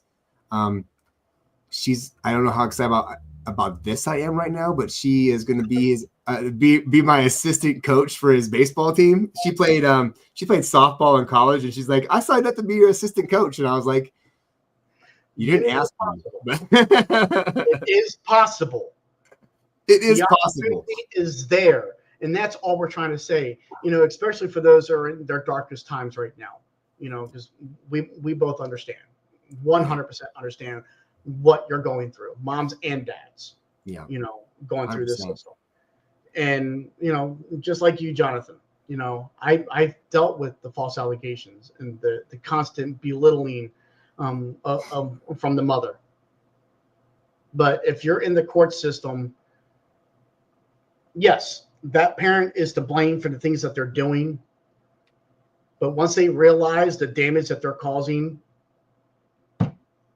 hopefully, you know, and hopefully sooner than later, things will change. You know, once they realize that they're being played just as much as you are by the court system. And like I said, it's the puppet master, and they're playing with their strings, and they're pinning you guys against each other. Eventually, when your child grows up, they're going to be starting asking questions to that other parent. And that parent's not going to be able to answer them in a positive manner. And when that happens, the child is going to start, you know, rebuttaling against them. And then next, you know, the mom or dad is going to be reaching out to you. Yeah. You know, be ready for it. Be ready for when that child comes to you and be like, why? Why weren't you there? You know, how much fighting did you do? You know, what were you doing? Well, I got involved in the Family Forward Project, or I got involved in the family, you know, law reform movement. And this is what I did. I helped, you know, get laws changed in our state. I helped other states get laws changed, you know, in the federal level. You know, I attended events, you know, heard a lot of people speak, and, you know, and took advice from those who have been fighting this for years. Because you got to remember, there are individuals that have been fighting this long before we are. Yeah. And they're still fighting it. Why? Because they don't want to see their children go through the same thing. Right. You know, I have a relationship now with my kids. I get to see them whenever I want. But I'm still here. I'm not going anywhere. Why? Because it's not just about my kids. It's about all of our children. Plain and simple. 100%. And that's why I'm still here, right? I mean, I get my son a lot. I don't have him. I don't technically have him half the time, but I get him. I see him every day. I mean, I almost see my son probably every day of the week, and pretty dang close. Even on half the weekends, I coach all the sports and stuff, you know, and I get tons of time with my son. I could just easily just get a normal job and just hang out and just do what normal people do and be my son's dad and be cool with it. But I know the pain that I went through, and then I know how much more other people are going through besides myself. And I just can't sit back and watch that happening to people. I care way too much about the people that are out there suffering through this experience. And how do I help them release that suffering, surrender to what is, and now take control of what they have, the power they have to choose into the qualities and beingness that's going to set them up, and then take on their life and get control of their life so they can actually go out there and do the stuff. So because every time I see somebody kills himself, it just breaks my heart, you know? And when people do these things, when people make these choices, it affects so many people. And Brian's out there working on this stuff, and we're committed to it. That's why we've been talking to people that are on here. I mean, our intention was not to talk about this at all. Exactly. but it came up, you know? Here. Yeah. You know, that's what we do. You know, we listen to, you know, and we respond to the comments, because even though we weren't intentionally going to be talking about this, it happens. Why? Because of people like Jonathan. He needed to hear this. Right. He really needed to hear this. And for all the other parents out there, moms and dads, you know, even the grandparents too, you know, they needed to hear it. Right. So, yeah. But Jonathan, I don't know what you're doing next week, And I don't know what your schedule's like, and I don't know if you can maybe, if you're working and can take some time off, some short notice time off, even if you can only come down for a day or two. You're up in Pennsylvania. You're what, less than 4 hours away, depending on where you're at in PA.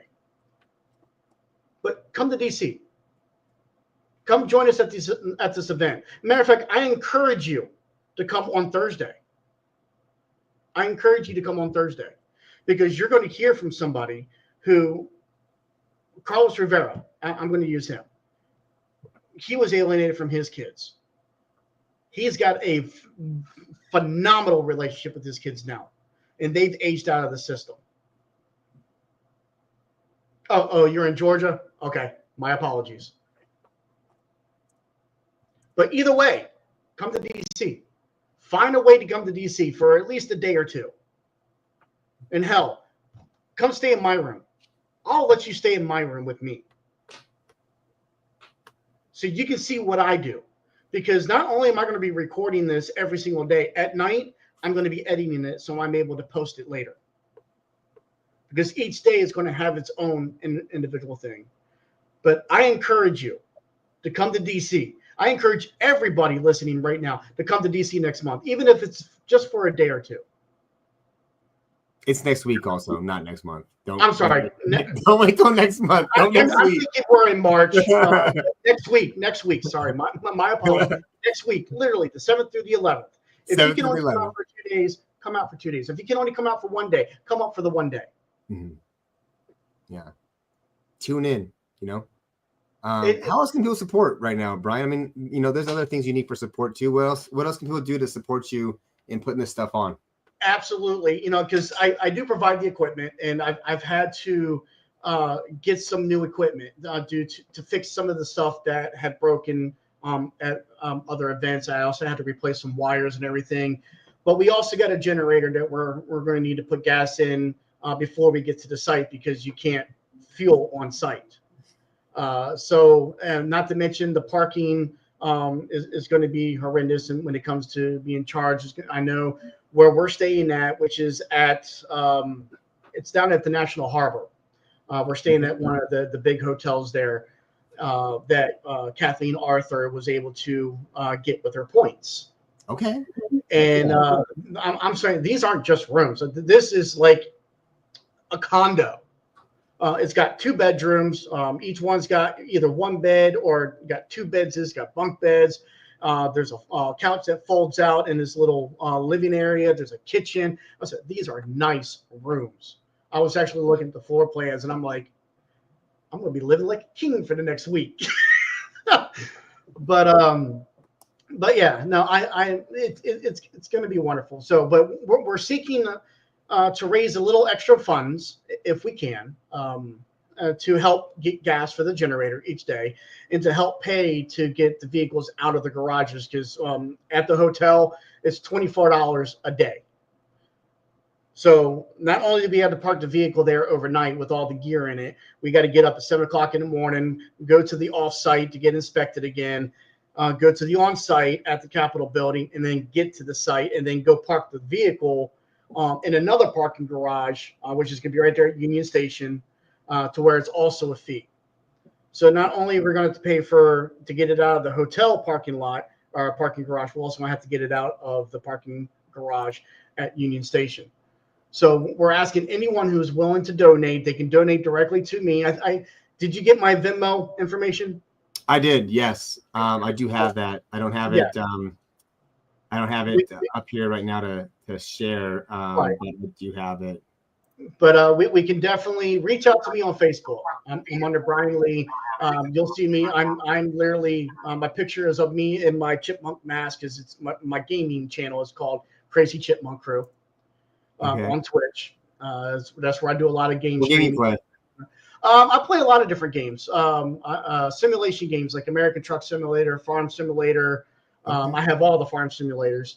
But I also play first shooter games, hunting games. One of the biggest ones that I got was me going after in the Call of the Wild the hunter, was going after this albino moose that was eluding me for 3 days straight. I finally got that son of a gun.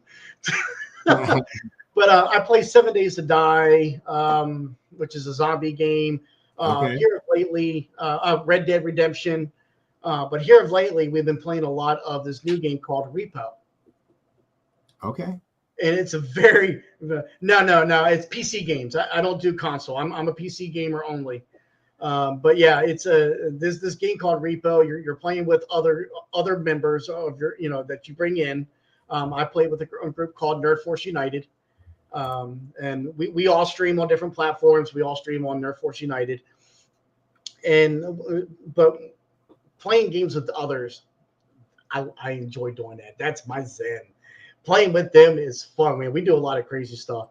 But Repo is if anyone's ever seen the game Content Warning or A Lethal Company, if you put those two games together, you got Repo. And you're going around, you're collecting, you're finding certain objects, and you're taking it back to the extraction point. But there's also monsters in there that could kill you in the game. So you're trying to collect all this stuff to make money to get weapons and to buy health if you need health and stuff like that. And it gets crazy. I highly recommend for those who haven't seen it, go to YouTube and just look up Repo, R.E.P.O. And just watch the funny videos that come along with it, because man, it gets intense, but it gets funny as hell. I'm gonna check it out. I don't play hardly any games, but when I have my son, he loves Fortnite, so we play Fortnite together. R.E.P.O. Okay. I'm gonna check it out. Can you share your screen? I haven't gotten any requests yet. Hold on, let me refresh my screen up here because lead page.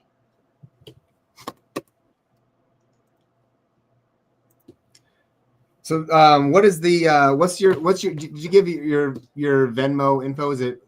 And you gave it to me earlier. And I'll attach it to the links and stuff too. So people absolutely. I'm also on PayPal too. But if anybody wants to donate, please reach out to here. With Kids Deserve Dads. He's got my Venmo. If you want to donate to him, he can just transfer directly over to me.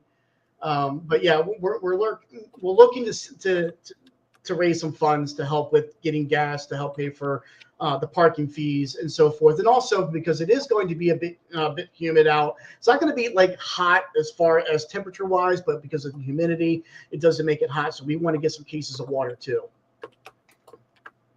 Yeah, get some water, right? We're gonna need all that kind of stuff, and come prepared, man. Get yourself prepared if you're gonna show up.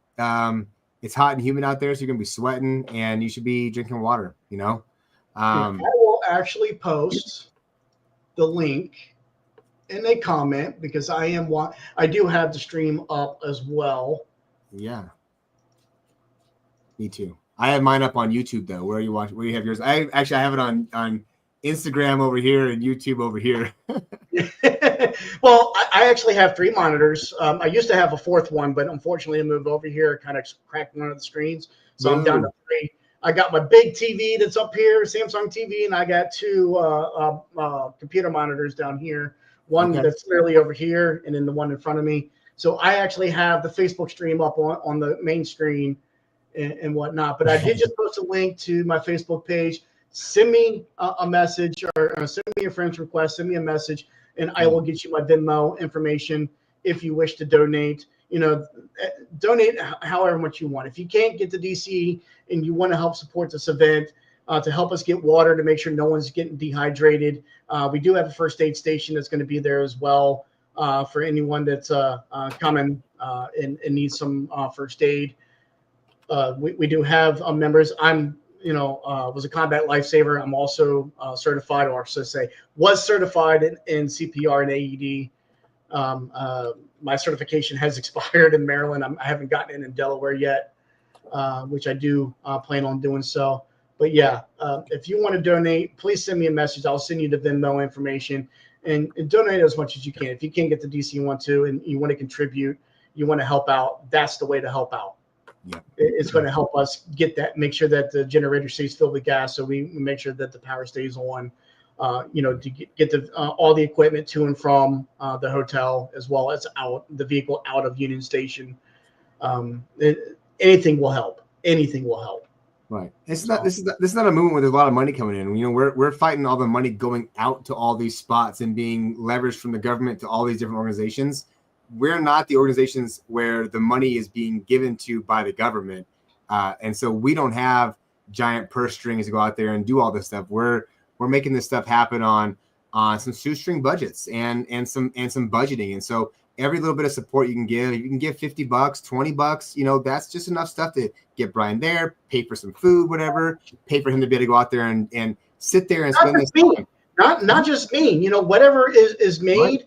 It will go to help others too, especially those who are coming to DC that are on limited budgeting, we can help them, get food and so forth, make sure that they have the water they need, stay hydrated and so forth.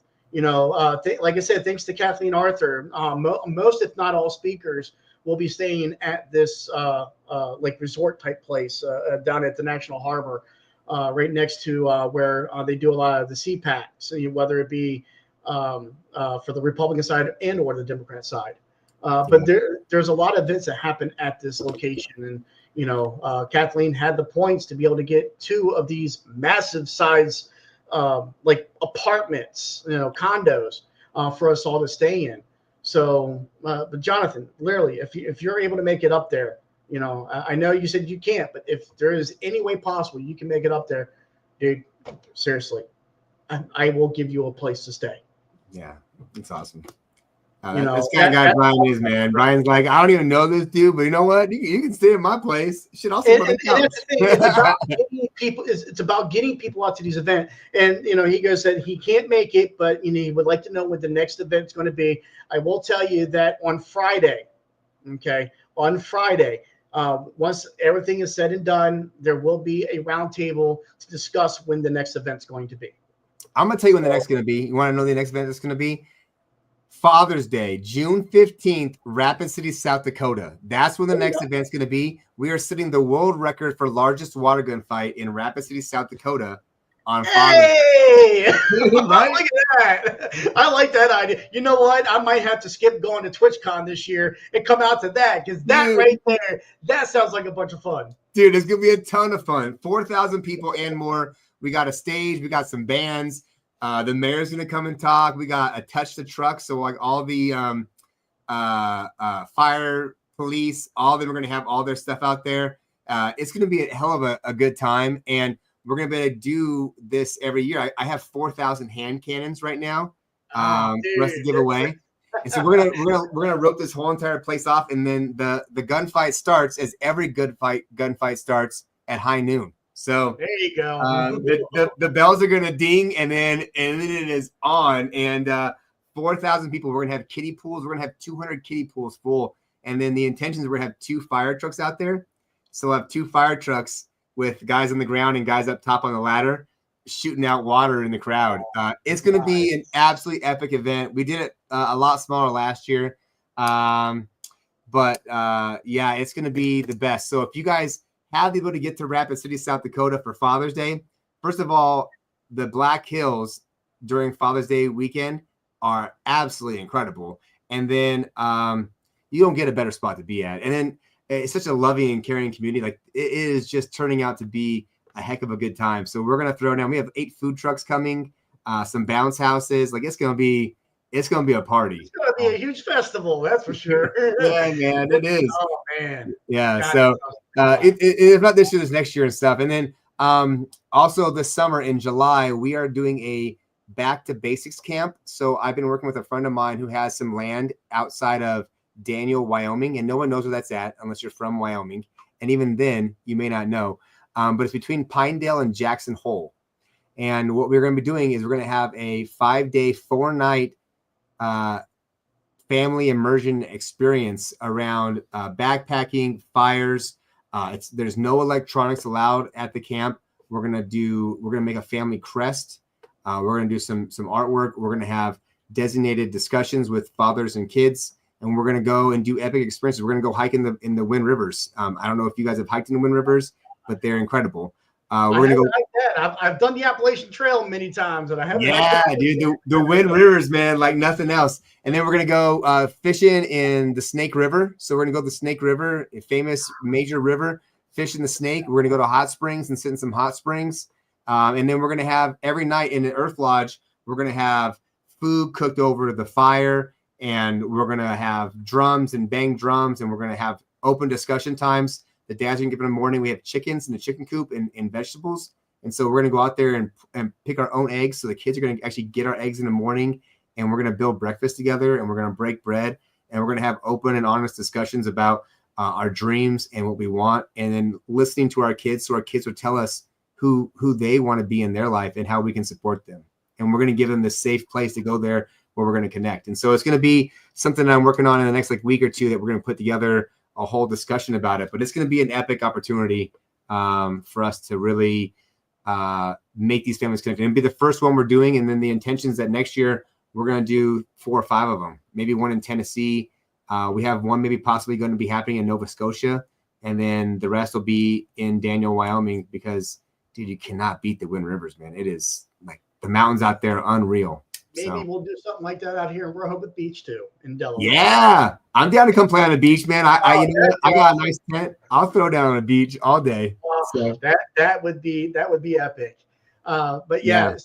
So yeah, if you can't make it out to DC this upcoming week, and you want to contribute, you want to be able to help those who are coming to make sure that they're being fed and they have water and whatnot. Please feel free. The link's right there. Just look me up on Facebook, send me a friend request, and I'll be sure to accept it. And send me a message too. Don't just send me your friend request. Send me a message so I know. And then I will send you the Venmo link. If you don't have Venmo, but you have PayPal, I will send you the PayPal link. I just reactivated the Venmo. And Ryan Powell, there he is right there with his daughter. I love that picture. What's that? Yeah. So yeah, if you want to contribute, you want to be able to help and make sure that the everything is paid for and that we can help others. Get food when they're hungry. It's much appreciated. Anything helps. Yeah. They're not gonna go get steak dinners, nothing crazy like that, probably. No. But just to get some kind of food, man. Some nutrition, and they're gonna be out there in the sun, even though it's not gonna be 100. It's still going to be probably the 60s or 70s probably. And even then, just being in the sun all day, especially after wintertime, you're not used to it. And it's going to take a toll. And these people are going to need some support. And like I said, he's going to be staying up every night working on these videos and stuff. How do we help us do this stuff? Like I said, most of us are doing this on a budget, and we're trying to make this stuff happen. And so if you have the ability to give anything, if you can do any support, that goes a long way. And then, but more importantly, give some money today, give Brian some money, help him out. So he can do what he's doing and keep doing this stuff more and more. But that show up, be part of the solution in your area. Find out who's doing stuff. There's a lot of talk about different groups all over the country, and there's a lot of different people, and they need your help in many different ways. And you only know if you ask the people that are involved. And take some initiative, take that opportunity, because you may not be able to save your chance, but your kids are going to have to go through this if we don't change it. And so, and we don't want our kids to do and have to go through the pain and suffering that we've gone through. And so this is your chance to leave a legacy for them of fixing these problems so they don't have to go through this themselves.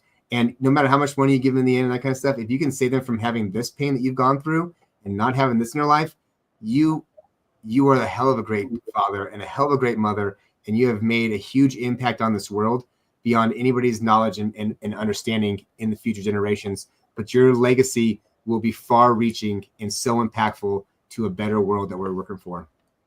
Absolutely. I don't know what else you got to say today, Brian, man, but I sure enjoy it. We got to do this more often, man. Right? I think we did it last week, a year and a half ago, and it was great then too. So, I really do miss doing this. I'm just not in the position at the moment to bring RFIRM back yet. Yeah. Like I said, I'm working to through the VA to buy to purchase my first house.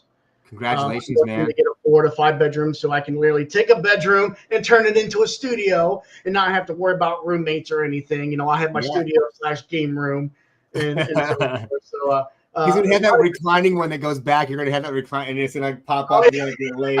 You're gonna like suspend yourself backwards. You're talking about the scorpion chair. I What it is. I got the zero balance weightless chair, and I am now zoned into my games. Well, I will tell those for those who are watching, there are other podcasts out there. Don't just wait for Kids Deserve Dads. I know that Fight CPS on Facebook. Yeah. If you look them up, just put in Fight CPS.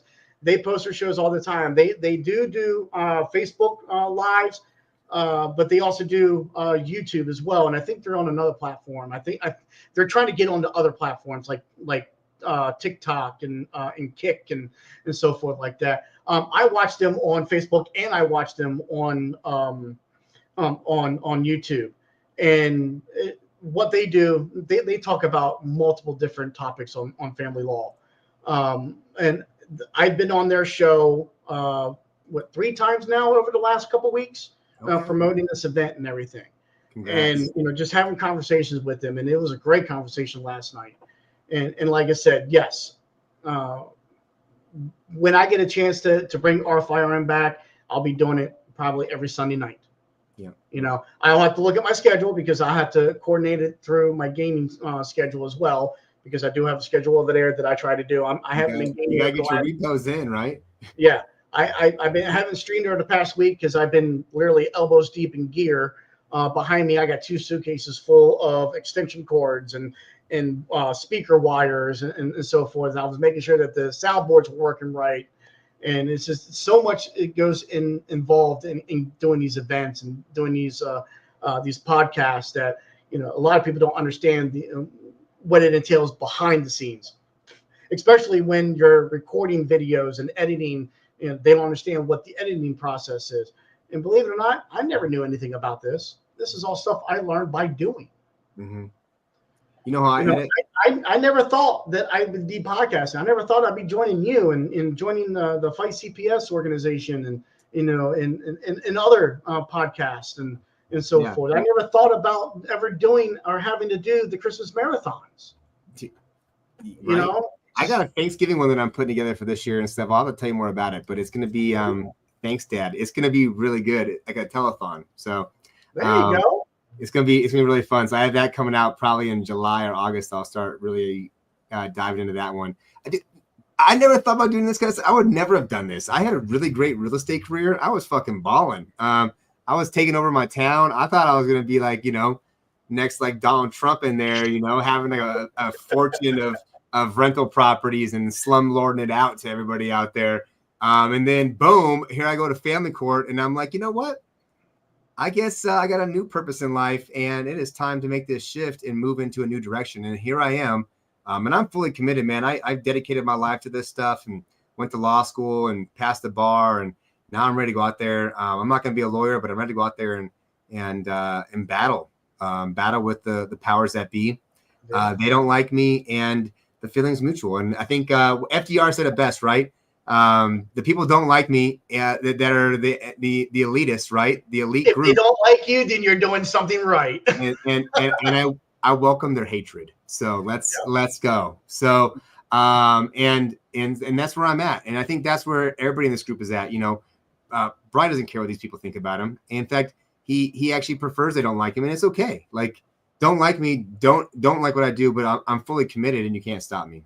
And I think that's what this group's about. That's going to be happening this week too. I know Connie's going to be there. Mark's going to be there. And they've gone through hard things. I mean, these 2 people that this name right there, I know what they've gone through in their lives, especially even recently. And they have battled through tremendous adversity and obstacles.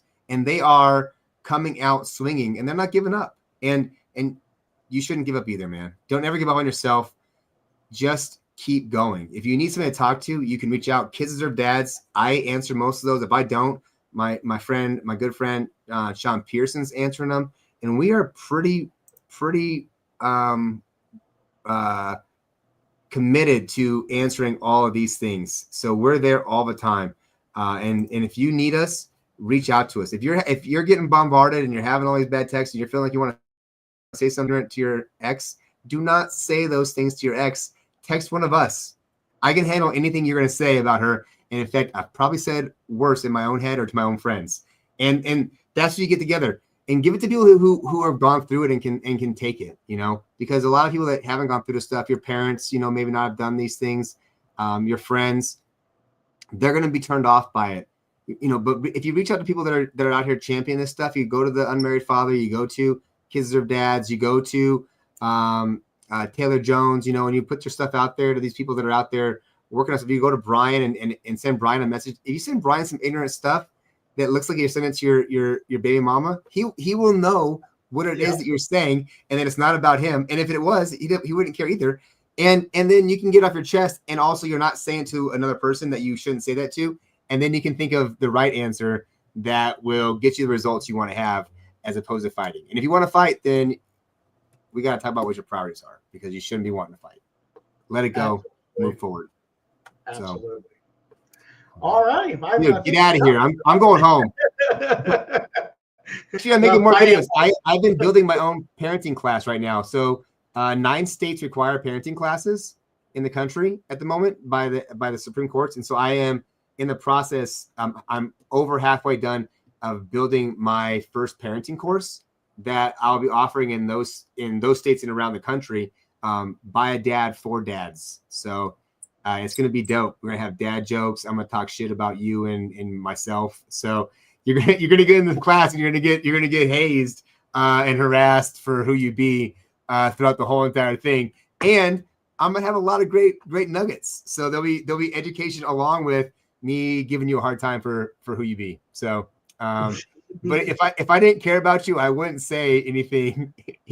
I wouldn't give you a hard time. And I do talk way more crap about myself and how I've shown up, because I've been plenty of donkey in my life. So, yeah.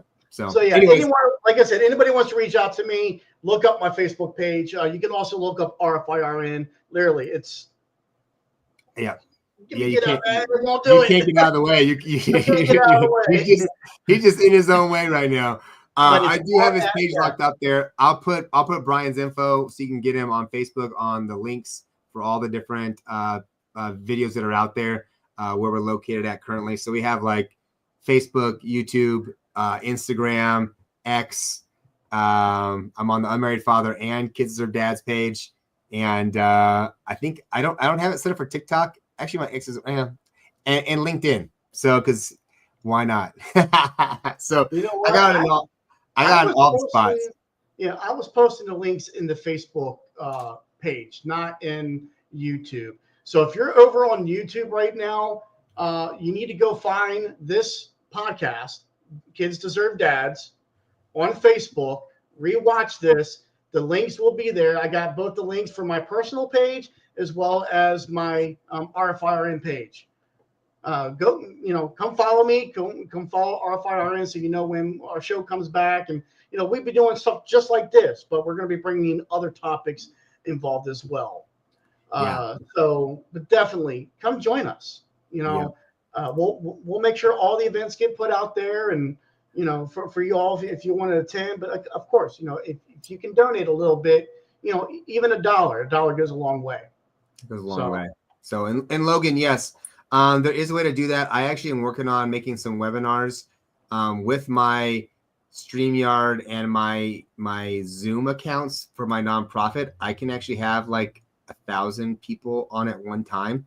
So we could have group video chats, and I've been working on ways to put together group offerings. I have a parenting class that I have coming out, Empowered Parents Blueprint, that I also am building.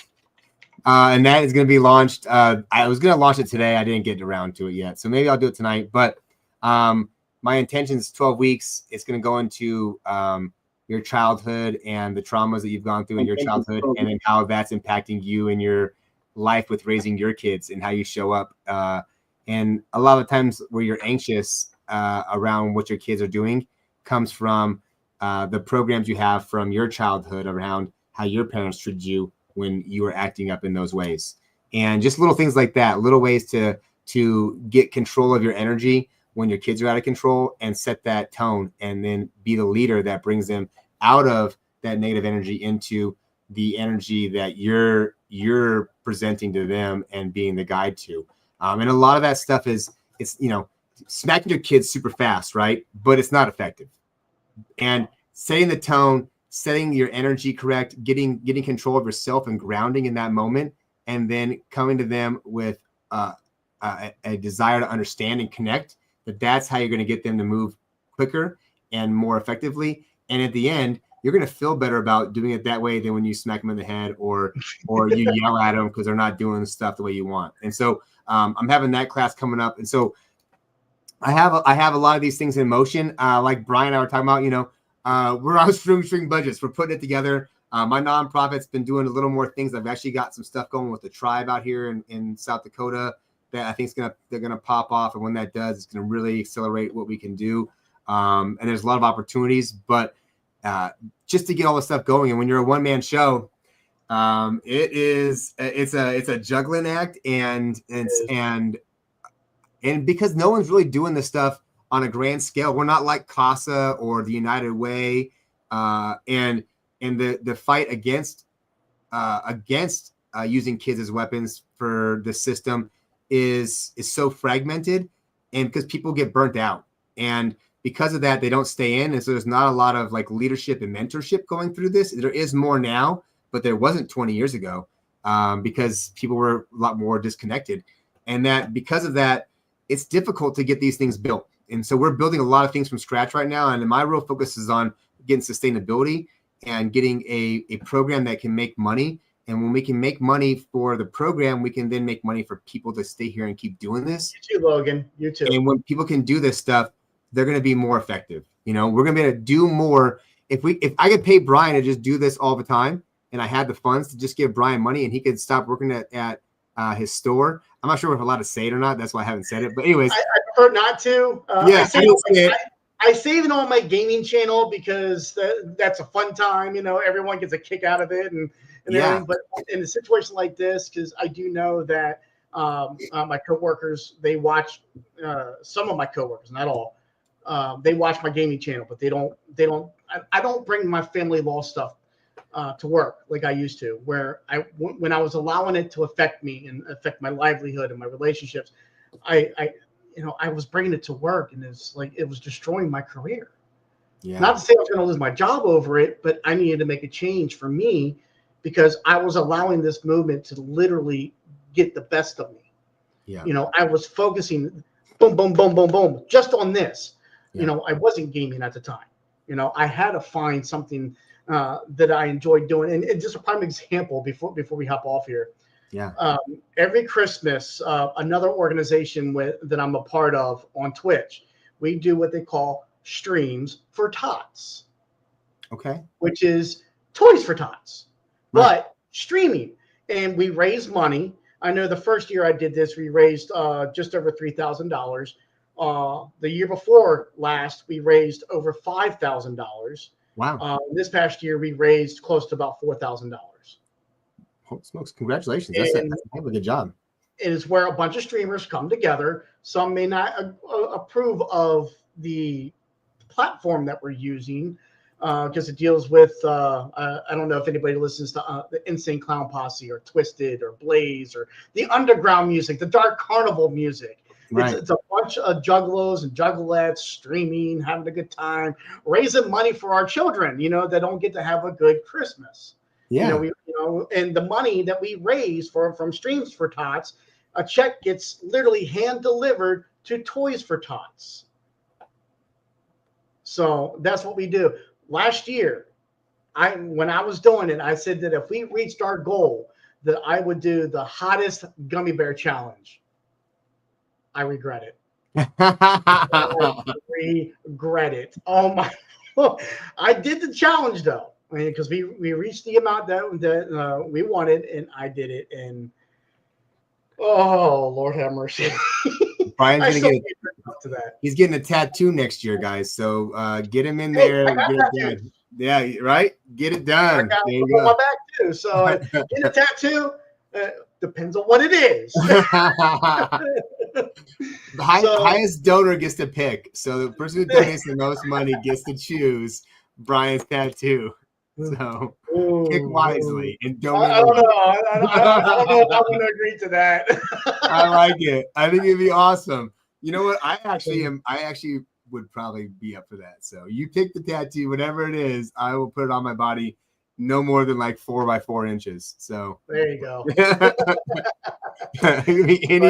Anything, I'll put your face on my leg if you need it to. So I think it's been a fun time, man. I really appreciate coming on. I respect and I support all the things you do, and it means a lot to me to have you as a friend, and to be in this space with you to work to bring these changes. It's a thankless job, and it's so important. And you're a champion that I've looked up to since day one, and I am just blessed to get to be in your space. Thank you. I appreciate that. I don't do this for myself. Even though it is therapy for me, it helps me get through the hard times as well. And that's the reason why I picked up podcasting. So, that's why I'm saying everyone's got to find a hobby, find something that you're going to be able to help cope with it. And yeah, like I said, it doesn't last forever. No. So. Thank you for allowing me to come on and share the event and talk a little bit, share my story about my daughter coming in. Like I said, every time I even talk about that story, it gets me choked up at literally tears, because that was the defining moment. That really was a defining moment in my situation. Beautiful moment, and that's what it's all about, right? Like, you did all the stuff you did, and then when that moment came, you were there and ready, and your guys' life has been better since, it sounds like. So congratulations, man. That was such a blessing, and thank you for sharing that and being vulnerable. It meant a lot to have you be on here and do that. So, we have to be vulnerable. It's been said that men shouldn't be vulnerable. No, that's a lie. Right. That's a bold-faced lie. Men, if you've got to cry, bawl out the tears, bawl. Show that emotion. We need to stop. With the theory that men can't be weak. Right. Right. So it's okay to let that stuff go. And I mean, you're gonna let it go faster if you let it out. If you ball it up and hold it in, it's gonna beat you up. There's a reason guys die faster than women do and earlier. I mean, I stand on ladders above freaking entrances of doorways. Yeah, we do wild shit that we should be doing anyways. But even besides that, we don't express ourselves. We don't let these things go. We ball these things up. We hold them inside. We don't talk to the people, and it causes us trauma on the inside. So we gotta let that stuff out. And I think get a group of guys you can let it out with. And I don't know. I have some intentions around some stuff, so we'll see how it all pans out. But that having a group of guys through Kids Deserve Dads, where guys can come together and we can have these chats and be real and open and vulnerable in a safe place with guys who are focused on moving through this experience faster together is going to be a hell of an opportunity. So, and it's coming. So, all right, brother, have a wonderful night. I am going to go make some videos. I'm going to record 3 videos tonight for Fathering Foundations. That's what I'm building. I'm going to go play some repo. Yeah, I'm gonna watch a YouTube video first on that because I want to check it out, and then I'm gonna make some videos. Oh, it's fun. So, all right. All right, buddy. Have a great night. Everybody have a good night. Thank you. See ya. All right, everybody. Thank you so much for tuning in. That was a fun discussion. Brian Lee, man, one of the great champions of all time in the Father's Rights movement. He has been in and out of this and just supporting and making changes for our kids and for dads and for families. Couldn't get a better guy, in case you didn't notice from him talking for the last 2 hours. And I'm committed to doing more of these videos, getting back into interviewing. We were doing interviews last year.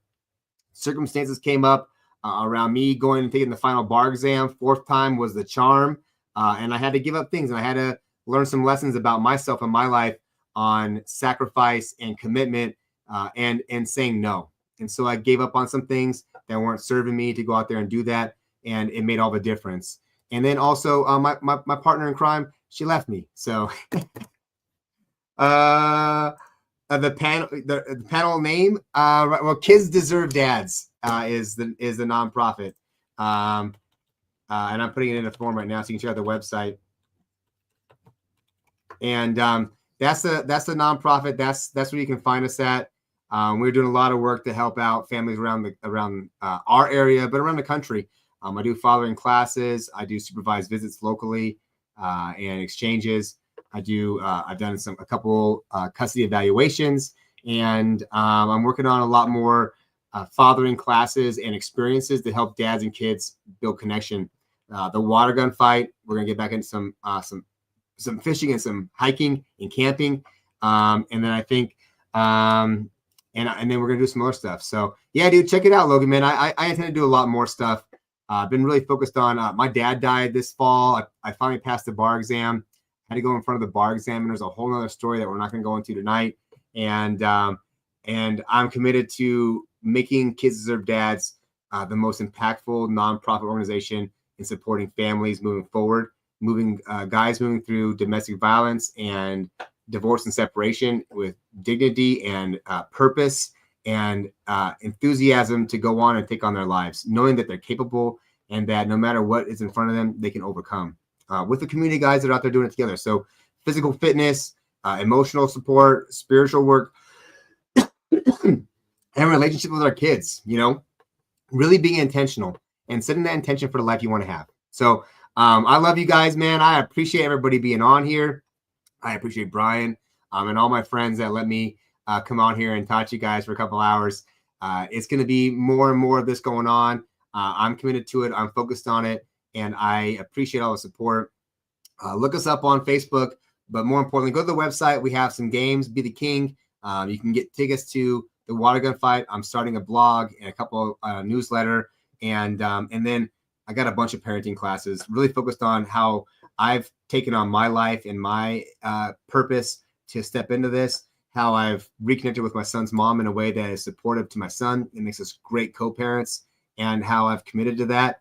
And then how I've committed to being a great dad, being intentional, loving, focused, knowing that I'm capable, and every day taking myself on every moment. Even when I have the weak moments, when I have the bad moments, I've yelled at my son plenty of times.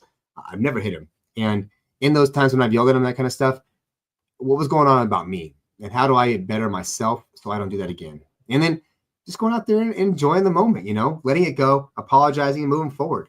And so having those lessons, using those things to help guide other people through this experience, going through the hardest time in your life and being able to take on your life and be able to have the life of your dreams, being the dad you're destined to be, and living into all your greatness, because you guys are all amazing and you all deserve every single thing that you want, and the opportunity to be the great dad. And no matter how much time you got, you can be an amazing dad for your kids in all that time. So love you guys again. Last time, I'm out.